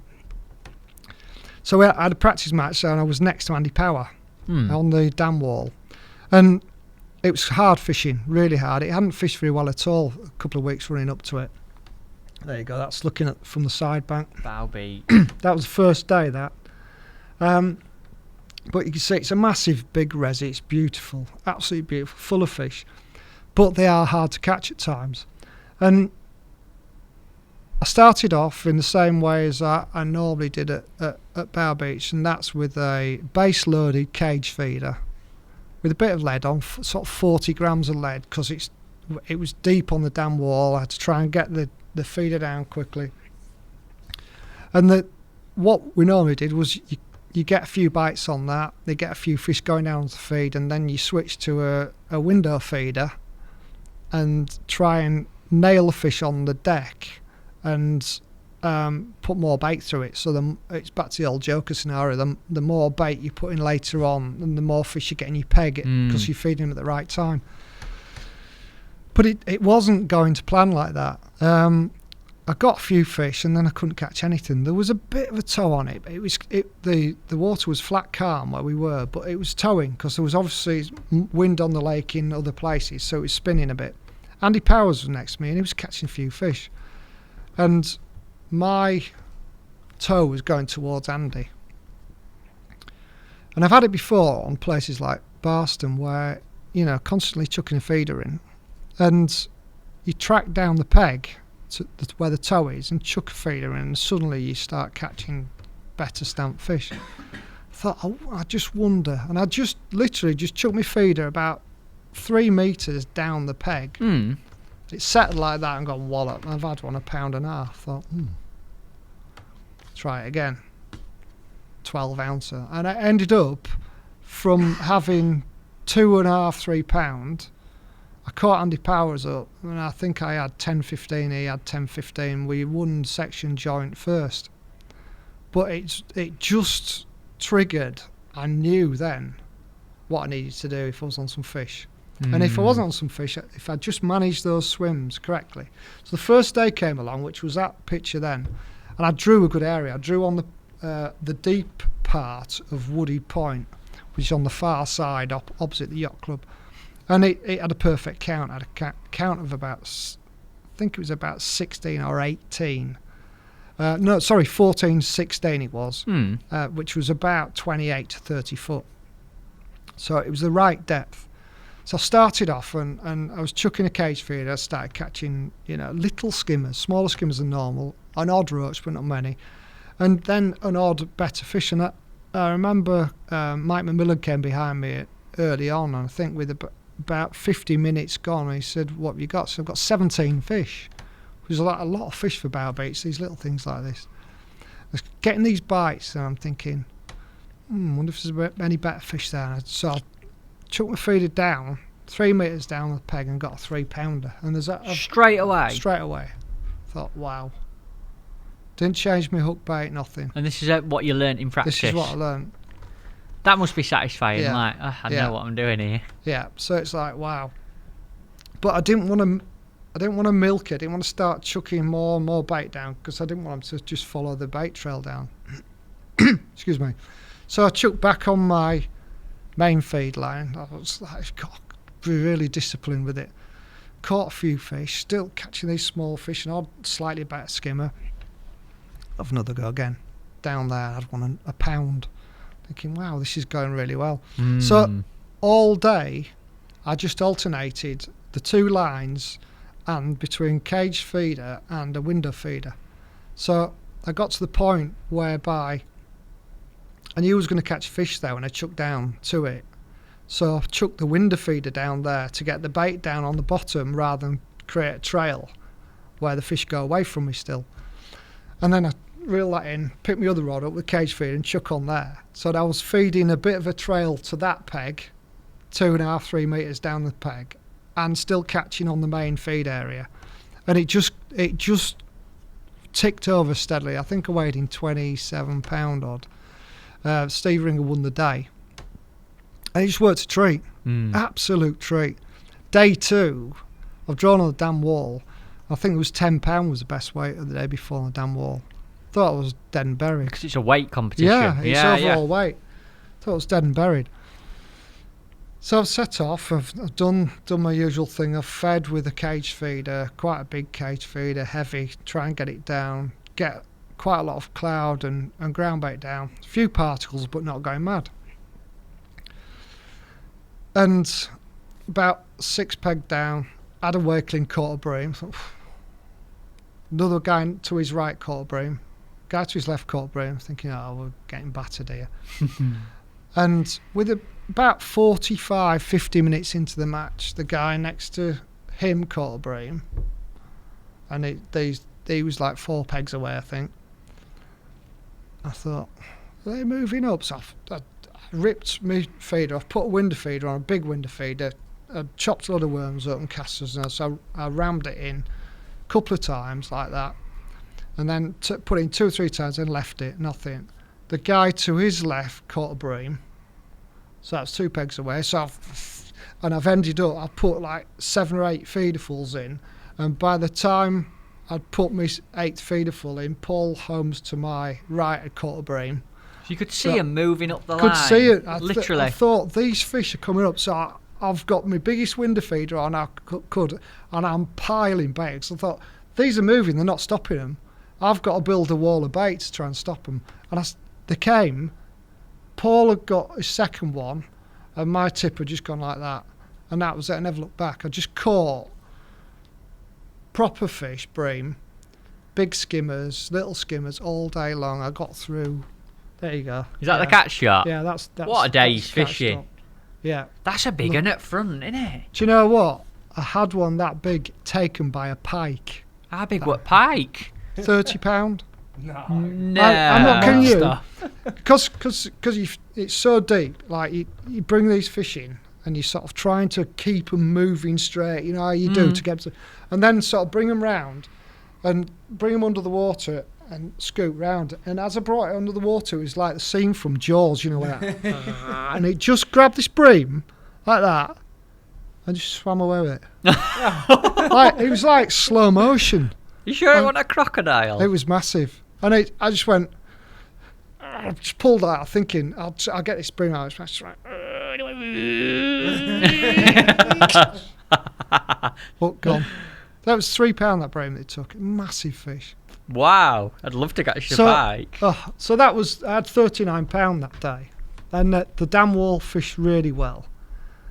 Steve Ringer had a weight as well, and I was thinking, have I done enough to beat him? I think I beat him by £5.5 in the end. But that was 2 really satisfying days, satisfying performances when you think you've got something sorted. But I've also been given the opportunity to demonstrate that I've got something sorted by having 2 pegs with fish in them. And to win finals like that, you can't come up with a method and expect to catch from every peg. No, you can't. But what an achievement to win it. And listening to the tactics, it must be really satisfying knowing that you have had it right and it has paid off. I mean, look at that. There's the trophy. Yeah. You can see from my face, can't you? Yeah, it says it all, doesn't it? It says it all. Yeah. I honestly think you'll win that one again. I do, honestly. Yeah. I really, nice, really do. Mate. I've got to get in the final yet. You're in, aren't you? You'll be in it. You'll be in it. I hope I am. But I've got loads more to talk about, and we haven't got endless amounts of time. But one other final that I want to ask you about, and it's only because I've seen pictures of it, and I remember reading about it at the time, is when you won the Parkdean Masters final. I think it was the Skull Masters final. Skull Masters, yeah. Which is another really big, prestigious title. Yeah. I know you've won 4 White Acres festivals as well. Yeah. But talk to me about the Parkdean final, because that's £25,000. Is that the most money you've ever won in fishing? Yeah, that's my biggest one. I've won a few. I had a good year that year, really good year. When was it? 2002. Yeah, that was a big year. Won a lot of money. Close to double that just from the big matches, and it was fantastic. Same year as I won one of the festivals, but it was brilliant. But the Parkdean, it's the Parkdean Masters, but it was sponsored by Skull, so that's why it was the Skull Masters basically. And then they didn't have the sponsorship, so they took that away.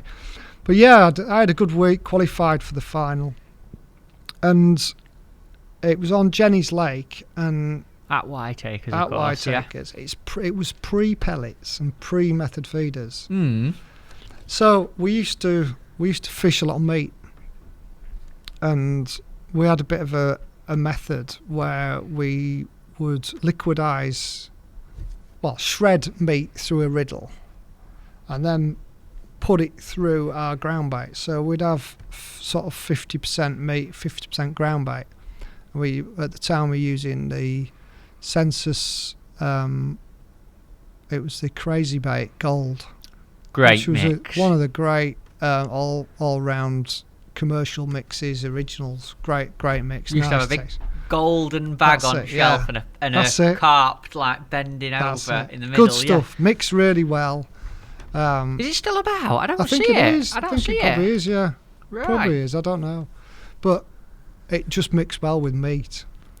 And Jenny's was much different like then. It had a few big carp in it and a lot of these little Carasio.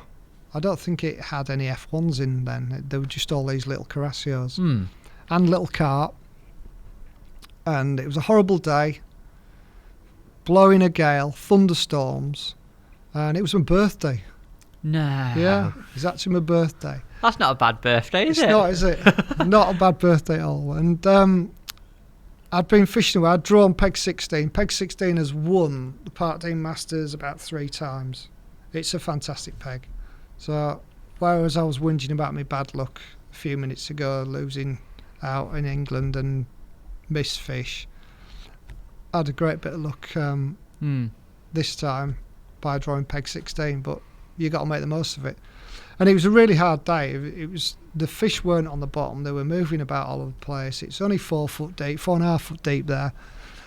And cut long story short, because it was so windy, you couldn't feed your meat like you would normally feed it because it was going everywhere. So I had me mix up me liquidised meat and ground bait mixture, and the idea was that I'd put that in and ping over the top of it, but I ended up putting a little pot on my pole and fishing half depth. It was too windy to fish shallow and the fish weren't on the bottom, so I just literally fished half depth with a single cube of meat, and I caught probably 15 or 16 of these little dumpy Carasios and a couple of little carp and stuff like that, and I was doing well, very well. They said that I was probably leading, and with 7 minutes to go the float's gone under, and I was using at the time white hydro. That was the elastic. Very, very good for that kind of fishing. Catching a bit of everything, all different. And I hooked this ghosty and it just wouldn't come in. And I've got Sky cameras behind me, Keith Arthur with his microphone, and I can hear him in the background going, well, this fish, if Darren Cox gets this fish in, it's going to win him £25,000. I just hope for his sake he gets it in. And I landed it about 9 minutes after time. And you get 15 minutes in the match, don't you, to land 15 minutes. And it would not come in. And it was pre-puller bungs. So I've got top 5, and it's a ghosty, and I'm lifting it up, and every time it come round it'd swim away. You know how they do those big long ghosties. And it was £9 this ghosty, and it was round and round. And I wasn't fishing light, but I was fishing, I think, 0.16. And I was fishing with a mustad carp feeder, barbless, one of the ones. And I landed this fish like so long after time, it felt like hours. And I got it in, and my hook was like that. No. My hook was like that. What, how putting that much pressure? How that hook stayed in, I don't know. And anyway, I got it in, and like there's a picture of me like, just holding this carp. It was a beautiful ghosty, and I would probably have won by about £1 if I hadn't got it in. But I think Steve Ring was second. Right. Wow. Yeah, but fantastic. Again, just nice. Just you know, I'd been in the final a couple of times. I've been in the final about 12 times, I think, in the Parkdean Masters. But that's the only time I've ever felt like I've got a chance of being anywhere close to winning. But there's only ever a handful of pegs in that final, isn't there, that you can win from. Exactly. But like I say to people, all you can do is get in the final. If you can get in the final, it's the next stepping stone to getting a chance to winning it. It's not, it doesn't matter who you are. You can be in finals for 10 years and not get the peg. But like I've said to people several times before, I'll take getting the peg every 10 years and winning it. Because that's what you got to do. You take your chances in fishing. And I've taken my chances a few times. I've missed a few, but I think we all do. Because we all make calculated guesses of what we need to do, and that's what fishing's all about, isn't it? And it's fishing, it's not snooker or darts where there's no external influences. There's so much other stuff can happen and change in angling that is out of your control. Yeah. And that's why you've got to be mentally strong as well with it, because you can be the best in the world, but you've got external influences that you have no control of at all. Which is a little bit, I don't know if you listened to Dan's latest podcast, on the Thinking Tackle podcast, where he talks about his skin cancer. And he has his life coach, Rob, with him. And a lot of that handling things mentally is realising what you're in control of and can influence and what is out of your control and you can't influence. It's managing that and being able to forget about what's out of your control. And I honestly, I'd urge any match anglers that are under pressure mentally with fishing and don't quite feel in control of it, definitely watch that, because absolutely, he said it's changed his fishing. I can imagine. It's totally changed his angle. And I know it's just another one today. I don't know if it'll be out or not when this podcast comes out, but it's all about a winning mentality. And I can't wait to listen to that one. Hopefully when this comes out, it'll be out. So I look forward to that one as well. Fantastic. I've got one more match I want to ask you about before we get things wrapped up, because it has been a long one, but I have been looking forward to it, and I'm not letting you get away. I know you've got pictures of this one, and it's a memorable one for me, and whenever I see a picture or see you, it pops up in my mind, and that's Evesham. Big barbel, big fish, 6,000 quid up for grabs in the Shakespeare final, which is the old-fashioned John Smith's match weekend. Talk to me about winning that, because that's a match I'd love to win. Well, I grew up reading about it. I grew up watching Clive Smith, Ken Giles, Dave Harrell, people like that, just winning it, and it was just Jan Porter, just amazing to see them winning it. And I lived up in Yorkshire, and I dreamed about going down there and watching it. And before you realise it, I moved down here and I'm fishing it on a regular occasion. I'd been in the final a few times. I won a few sections, but again, I'd not really felt like I'd had a chance of doing any good. And, excuse me, I'm going to grab a bit of water. All right, have some, mate. I've just poured myself one. That's what you get when you two Yorkshiremen nattering for too long. Talk too much, don't we? But, I'd drew about 100 metres above the town bridge, which is an area of it. Upstream of it, Got you. There's like what they call the invalid, the slipway. I was just down from the slipway, where it shallows up, opposite the pub. There's like a pub garden. Not a mega area. It's a good area for roach. Good area for small fish. But I didn't expect to catch any big fish.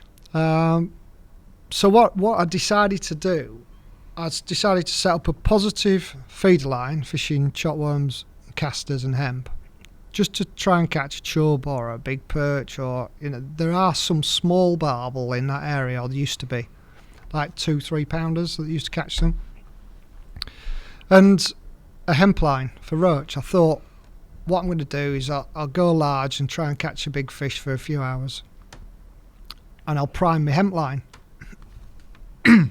So I've done that. I've caught nothing on this little feeder. I didn't go mad. I just put like positive baits in, casters and worms, and that to try and catch.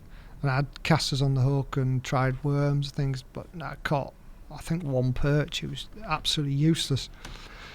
So I'm saying to myself, don't panic, keep feeding your hemp line. I only need a good hour and a half on the hemp and I can win my section. And I think that it's like £250 for a section. So it was worth fishing for, but you also got a glass jug which said that you were a section winner at Evesham, which is pretty good kudos when you've got so many top blokes in your section. So it's always nice to go on with something. It's nice to just get up on stage and be clapped up at Evesham, innit? Exactly, yeah. You got a lot of people watching you and a lot of people wanting you to do well, and it's nice. And people say, "Come on, Coxie, I've had a bet on you. Get your finger out." You know, they don't mess about Evesham. It's brilliant. And so I'd fed this hemp line, fed it. I couldn't catch anything on the feeder at all. So got to halfway through the match, probably 2 and 3/4 hours in, something like that. Thought, I've got to have a go on the hemp. So put my feeder rod down, picked my hemp rig up, which was a like proper flappy faffy rig with 07 and like a 20 hook for the hemp, little tiny rigs, because the roach that live there generally are those little small dumpy roach, so fishing with smaller bits of hemp, trying to hit every bite. So I've whacked the rig upstream, laid it, hook first, float down, held the float, just let it come round and eased it through. And as it's eased through like that, it's just buried. Thought, here we go, struck, and I've hooked a barbel. This barbel has just gone upstream until it's bust me. And I thought, I can't believe it. I've been sat there fishing for a barbel 3/4 of the way across and they're sat on my hemp line. And I thought, there's got to be a barbel. Got to be another barbel there. They don't come in ones, these barbel at Evesham. They're not solitary fish.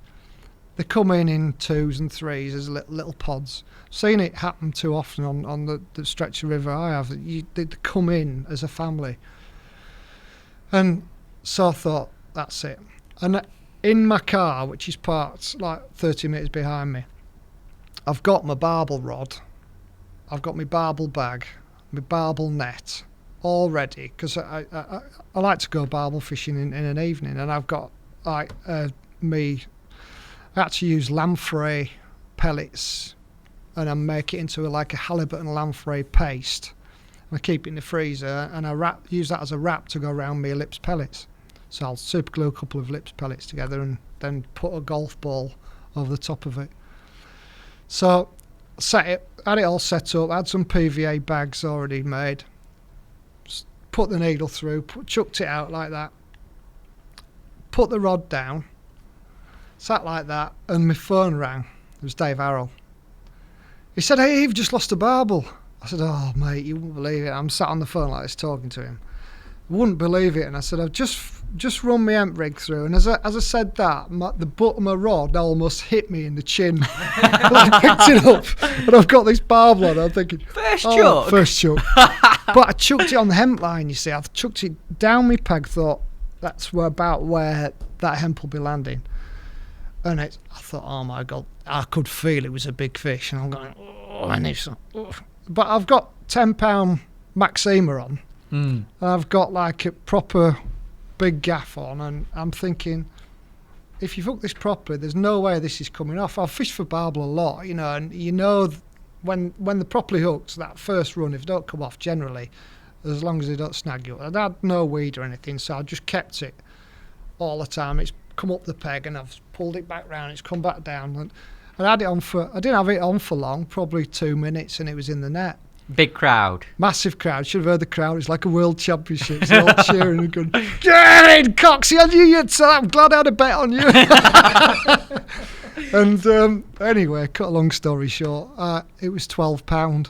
Nice fish. Yeah. There she is, look. Yeah, there she is. Look at that. What a fish. Somebody worked it out. Big old barbel, that. Lovely fish, isn't like it? one of them, Tobe, wouldn't you? Yeah, mate. Yeah. Absolutely. Beautiful fish.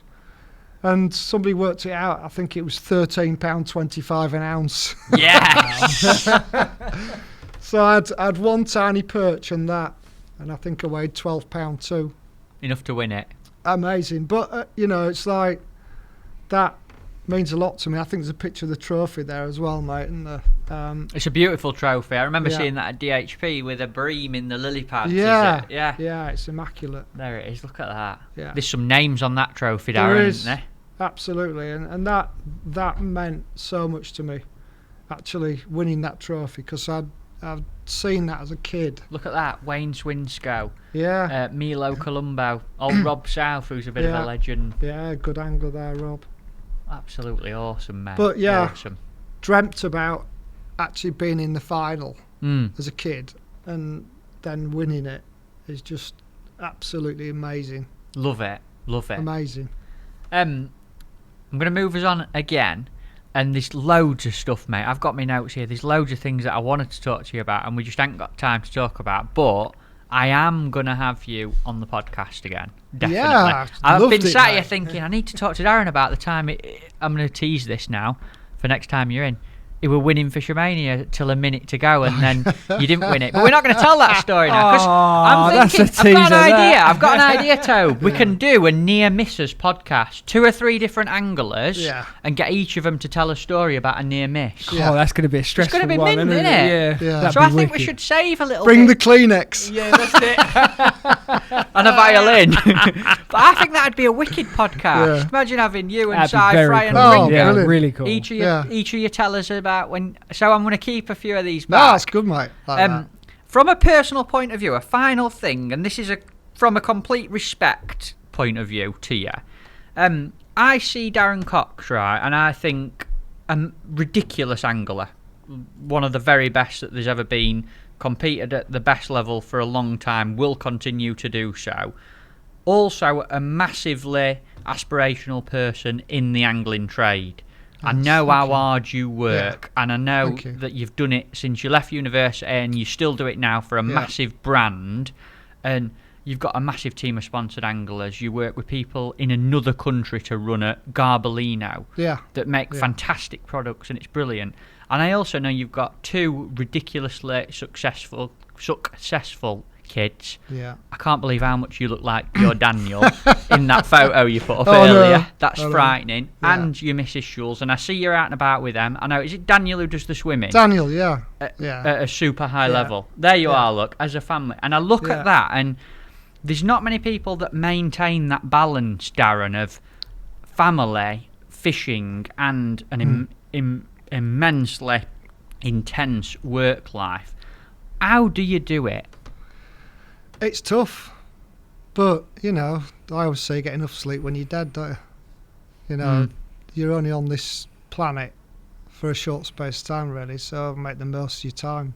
And family's the most important thing to me, by far the most important thing to me. I'd give everything up for them.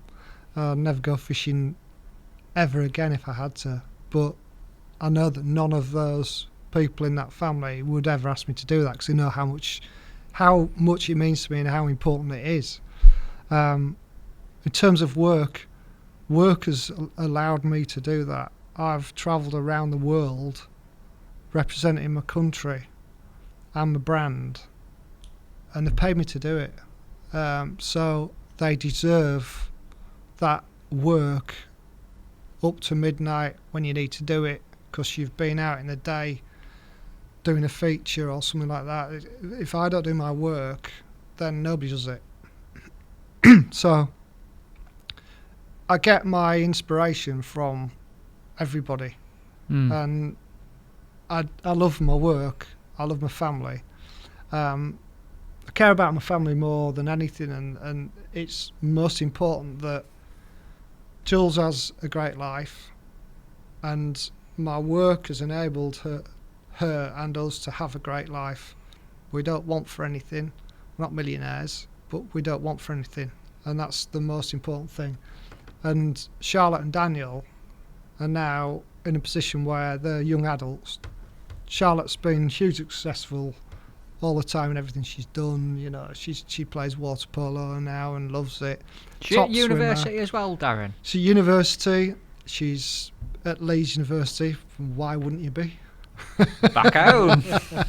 Leeds United. She's a Leeds fan as well. Wicked. But she's doing brilliantly. She's been in Costa Rica for 5.5 months. Came back. She's gone to Seville. She's dodged and weaved through the COVID issues and still enabled herself to have a year abroad with a university, doing very well. Daniel yesterday went to Mallorca until the 7th of September on swim camp. The last time they were allowed to compete, he was English national champion. So wow, well done, Dan. Yeah, it's incredible. That's awesome. Yeah, absolutely awesome. So the stars, mate. You should be really proud of not of them, but of yourself as well, Cheers. mate. Quick fire questions. I don't know if you've. Well, I'm assuming you know these are coming because you've watched a few podcasts before. I'm going to fire them at you. Quick answers. Go on. An item in your seat box you couldn't live without. What is it, Darren Cox? Me knot picker. It's a Stonefur knot picker. And it's nearly as old as me. Right. And it's a horrible, broken, raggedy old thing. And especially now my eyesight's going a little bit, you need knot pickers more often. When you've had as many tanglers as me, you're good at getting out of them. I think I need to steal this item. I would like one as well. This knot picker is fantastic. Right. Prick my fingers more with it now. My eyes are going. No, it's brilliant, mate. It's brilliant. It's love it. Superb. Knot picker, folks. Get yourself one. This will be an interesting one to ask you. If you could only fish one venue for the rest of your life, where would it be? Oh, I stumped him that one. I've got three. Can I have a holiday one and a UK one? I don't know. We're very strict on these, Darren, I've got to say, because you fished a lot of places. Go on, I'll give you two. Oh, Matt's feeling I'm a bit kind. soft. Right. You are. He's one of my favourite people. I'm going to say the River Avon in Warwickshire and the Salt Flats in Cuba. Ooh, yeah. Ooh, yeah, all right, we'll let that one go. Yeah, that's two very different ones. Yeah. I've got a Riverfest ticket for Avon near On you. Sunday? Or the next one? No, the next one. Oh, yeah. So I'm going to, I might give you a phone call, get a bit of info about that. Yeah. Who is the best angler that you have ever fished with? Again, I can't do anything but give so many anglers so much praise, but I think the best angler on the planet has been derived from some of the best anglers that's ever been, and Will Raisin I think is the best, honestly, because he's had Steve Gardner, he's had all his Dorking team that he's helped develop in such a massive way. He's had Alan Scawthorne, he's had Bob Nudd, he's had so many top class anglers round him. I think he is the best angler on the planet, and I think one of the reasons he is the best angler on the planet is he's done it for such a young age. He's been at a high level at such a young age. He wants it so much, and he's intelligent, and every one of these top anglers have got a massive amount of intelligence. They're clever people, and they've got good memories. They've got amazing analysis of situations, and that's Will, for me, is unbelievable. Stevie Gardner is unbelievable, but Will is like a derivative, a refined version of Steve Gardner. And Alan is 5 times world champion, and arguably is the best there'll ever be in terms of results, and he is unbelievable. But I think Will has fed off Alan as well to become a more finished article, if I'm being honest.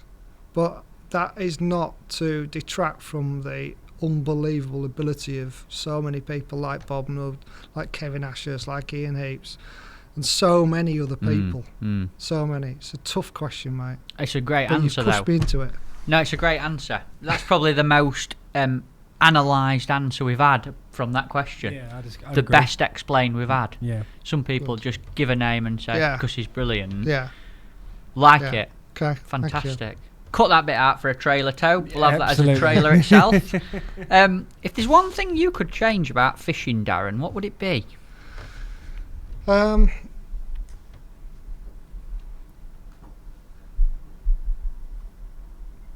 You've got me there. You've got me. One thing I could change about fishing, make it a bit more of a level playing field, but you can't. In match fishing, I'm talking. Just if you can make it a bit more of a level playing field, then I think that would be really good. But you can't. No. Bit like what we said, if it was snooker, if it was pool, if there weren't as many variables that are out of your control. I mean, that might be what makes us go, but because it's so bumpy. But yeah. Level playing field. More level playing field. Like it. And a final one. If you had to give someone who's never been fishing before some inspiration to go and try it, what would you say to them? I would say get out into an environment, a lake, river, wherever, that is beautiful and full of wildlife and full of the world. Try and embrace what fishing's all about, and that's being out with nature and the environment, and take it all in. And if you catch a fish, it's bonus. That's what I'd say. That's a great answer. Like it, a little bit different again.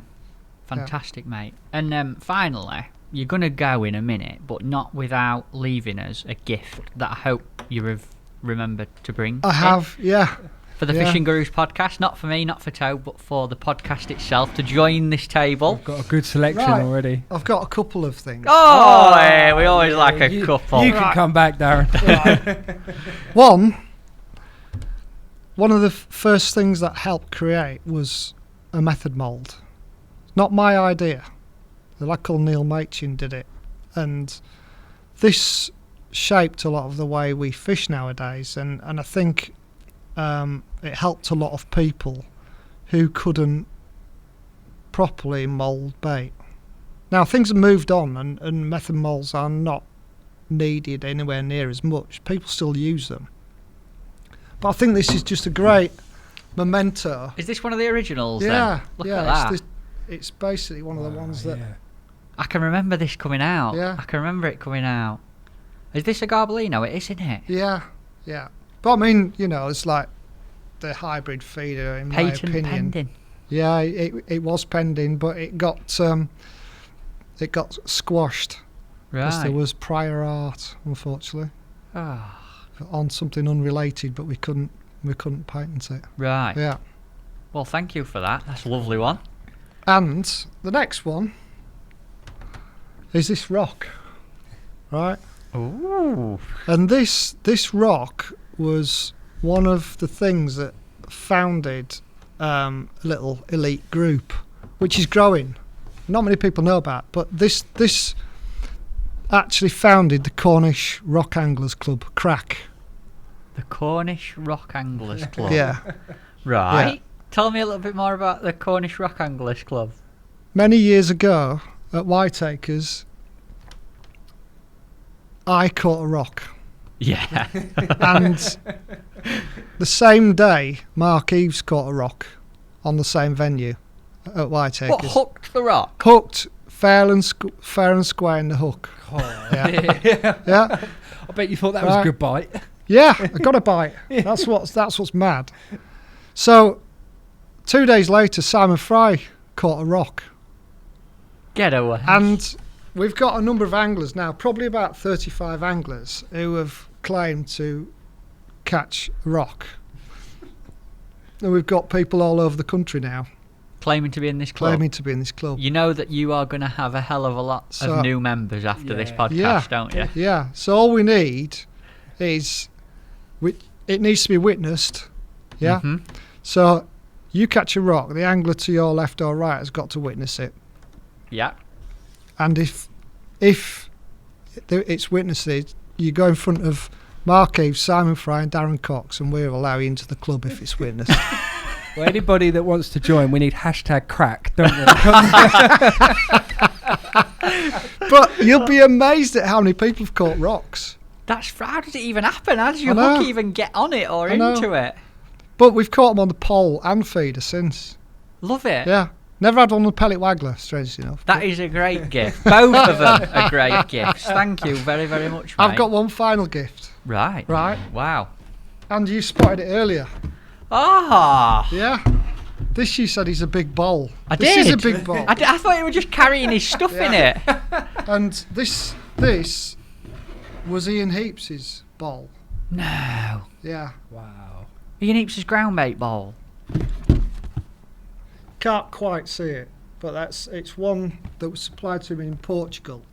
Right. That he used in the World Championships that he won. Did he really? 1975. He gave it to me years ago. What a gift! Yeah. So I used to keep it in my garage and look at it. I was like, go on, Heapsy, that's like my inspiration. Can I have a look? Can I hold it up? Of course you can, yeah. You probably can see it anyway. Yeah. You can make out on the writing, you can see something de Santo something, Portugal. Yeah. Wow. Thank you very much, mate. We can put all the other gifts in it now, Tobe. Yeah, there you go. That's why I brought a carrier bag to put all the rest of the stuff in. You didn't spot that, did you? No, I didn't. Can't smell his ground bait mix anymore. That's wicked, mate. So I just thought, a bit of angling history. Awesome. And I've had it for all those years, and he's still got his litre marks on it and everything. Yeah. Wow. Measures. Do you reckon we could get Heapsy in for a podcast? He'd be great. He awesome, could tell a story like you'd never believe. Right. He's incredible storyteller and got lots of experience and wealth of knowledge. Brilliant. We'll have to try and get him in. Yeah. Maybe you have to put this one in front of him for us. Yeah. And see what he thinks about coming and doing one. Definitely. Wicked. Well, we're going to have you in again, so it's not a final goodbye. Fantastic. But thank you so much for today, mate. I've loved every minute. Darren, I know I've been a bit quiet on this one, but I've been listening to all your stories, mate. They've been brilliant. Really enjoyed it. Well, It's been an honour. I've loved sharing them. Thank you. Thank you so much for inviting me. We'll see you again. Cheers. The Fishing Gurus Podcast.